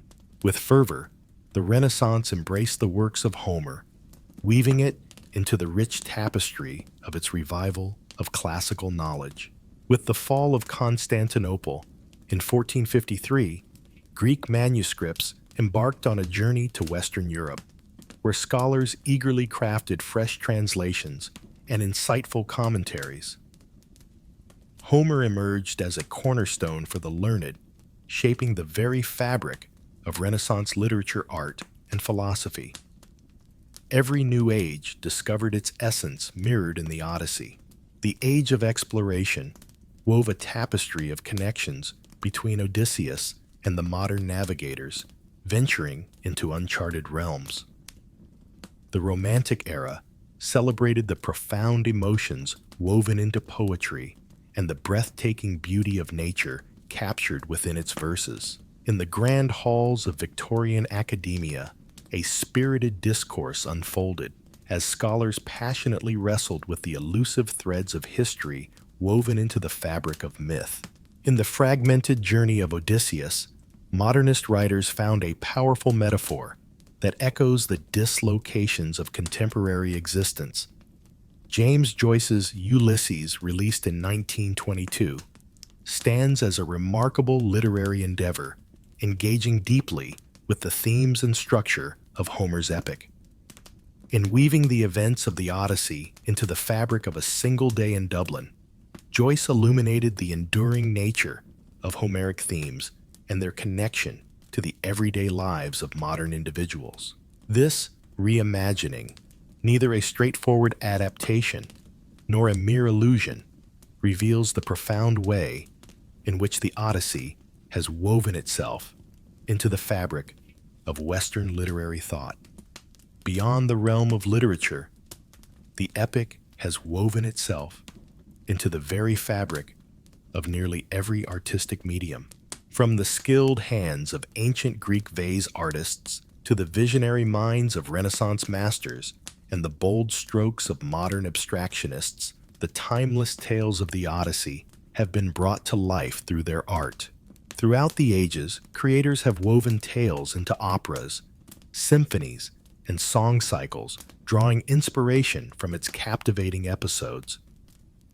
Artisans have immortalized the adventures of Odysseus, carving his Odyssey into stone and bronze. Visionaries in cinema have drawn inspiration from it, crafting direct adaptations or weaving its essence into their own original narratives. The influence reaches far and wide, touching upon the realms of psychology, philosophy, and politics. In the epic tale of Odysseus, psychoanalysts discern a profound narrative that mirrors the complexities of the human psyche, where his battles with external monsters symbolize the internal struggles we all face. From the musings of Aristotle to the reflections of Heidegger, thinkers have woven the fabric of the epic to delve into the profound inquiries of identity ethics and the essence of human purpose. Scholars of political thought have delved into its depiction of leadership, the essence of community, and the delicate balance between personal achievement and collective duty. Our very words carry the echoes of this timeless verse. Expressions such as siren song between Scylla and Charybdis and Lotus Eater have woven themselves into everyday language frequently used by those who may not recognize their roots in ancient tales. The idea of an Odyssey, a lengthy and arduous journey, has evolved beyond its origins to serve as a timeless metaphor embraced by all. What accounts for this remarkable endurance of culture? What is it about this specific tale amidst a sea of ancient narratives that has held such profound significance through the ages? Perhaps the answer resides in the Odyssey's remarkable harmony of contrasts, its simultaneous celebration of adventure and return, personal journey and collective spirit, imagination and reality, celestial influence and human endeavor. In contrast to numerous heroic narratives that center solely on battles or otherworldly struggles, the Odyssey weaves together the remarkable and the mundane, intertwining grand cosmic elements with the intricacies of personal connections. Odysseus is a perfect representation of this harmony. He meets deities and creatures of legend, yet his humanity shines through in his yearnings, imperfections, and connections with others. His most defining quality, adaptability, weaves a rich tapestry of timelessness, allowing him to resonate across a multitude of cultural landscapes. He is the champion who endures not by unwavering might, but through constant evolution. A perfect hero for a realm in perpetual change, the poem's journey of returning home also rises above its particular historical backdrop. The delicate dance between venturing into the unknown and cherishing the bonds of familiarity captures a timeless essence of the human experience, echoing through cultures and ages alike. As society has evolved into a more dynamic and interconnected realm, the exploration of what home truly signifies in the Odyssey resonates with even greater significance. Furthermore, the narrative intricacies of the epic, with its layered timelines, varied viewpoints, and a seamless fusion of genres ranging from adventure to romance to familial tales, weave a tapestry that invites continual exploration and fresh interpretations. Every generation uncovers fresh facets to highlight new lenses through which to view the world. Feminist interpretations delve into Penelope's autonomy and the intricate power dynamics shaped by gender within the home. Post-colonial approaches delve into the depiction of distant lands and their inhabitants through the lens of the Greek insider. Delving into the mind, we explore how Odysseus navigates the trials that test his very essence. This interpretive flexibility also weaves its way into the realm of translation. The Odyssey has been translated into nearly every significant language across the globe, frequently appearing in various interpretations that capture diverse perspectives of the original tale. Every fresh translation weaves its own narrative, revealing distinct layers of Homer's rich and complex original work. Some emphasize the poem's roots in oral tradition and its vibrant performative essence. Some emphasize its compelling tale. Some emphasize the vivid imagery that dances through its verses or the deep philosophical reflections it invites. In the realm of English, the journey of Odyssey translation unfolds from the spirited rendition by George Chapman in the Elizabethan era to the refined couplets of Alexander Pope in the Augustan age, traversing through Richmond Lattimore's meticulous scholarship and Robert Fitzgerald's lyrical modernity, continuing with Robert Fagel's dignified accessibility and culminating in Emily Wilson's fresh focus on the rhythm of storytelling and its relevance today. Every rendition weaves a fresh tapestry, engaging in conversation with the timeless original, while reflecting the translator's present-day essence. This ever-evolving journey of reinterpretation and retranslation breathes life into the Odyssey, transforming it from a mere relic into a vibrant cultural force, constantly refreshed through its interaction with the shifting tides of society. Every age interprets the poem in its own unique way, an enduring essence remains constant through these diverse interpretations, a fundamental truth about the human experience that rises above the confines of time and history. Perhaps this essence resides in the poem's core humanity, acknowledging that even a hero graced by divine favor must traverse the shared trials of identity connection and the inevitability of mortality. Odysseus encounters otherworldly threats while also grappling with the deeply human trials of growing older familial tensions and the strife within his community. His narrative embraces the delicate balance of human fragility and strength, recognizing our submission to uncontrollable forces while celebrating our ability to take significant action within those limitations. In a time marked by extraordinary global movement and technological change, as the very notions of home identity and community undergo profound reimagining, the Odyssey presents a narrative that neither clings to a simplistic longing for stable beginnings nor blindly celebrates endless journeys. Rather, it implies that a significant identity is forged through the dance of movement and return the balance of adaptation and continuity, the pursuit of individual excellence intertwined with the threads of social connection. This intricate perspective may shed light on why the Odyssey continues to ignite not only academic exploration, but also imaginative expressions across diverse cultures. Modern writers spanning from Derek Walcott in the Caribbean to Margaret Atwood in Canada, and from Nikos Kazantzakis in Greece to Ralph Ellison in America, have woven the themes and structures of the epic into their narratives. They see in Odysseus a character who resonates with contemporary inquiries into displacement, belonging, and identity.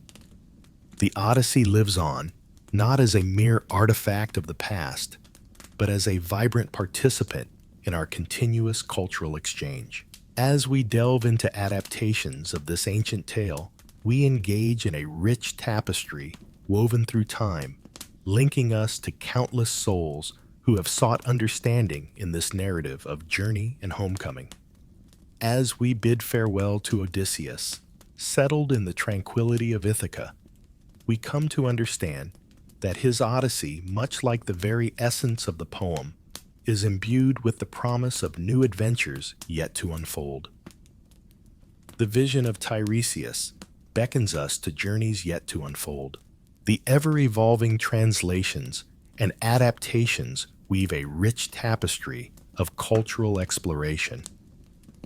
The hero may finally find peace, yet his tale persists, journeying through the boundless ocean of human experience, rich with its fears and marvels, its pain and delight, its intricacies and splendor.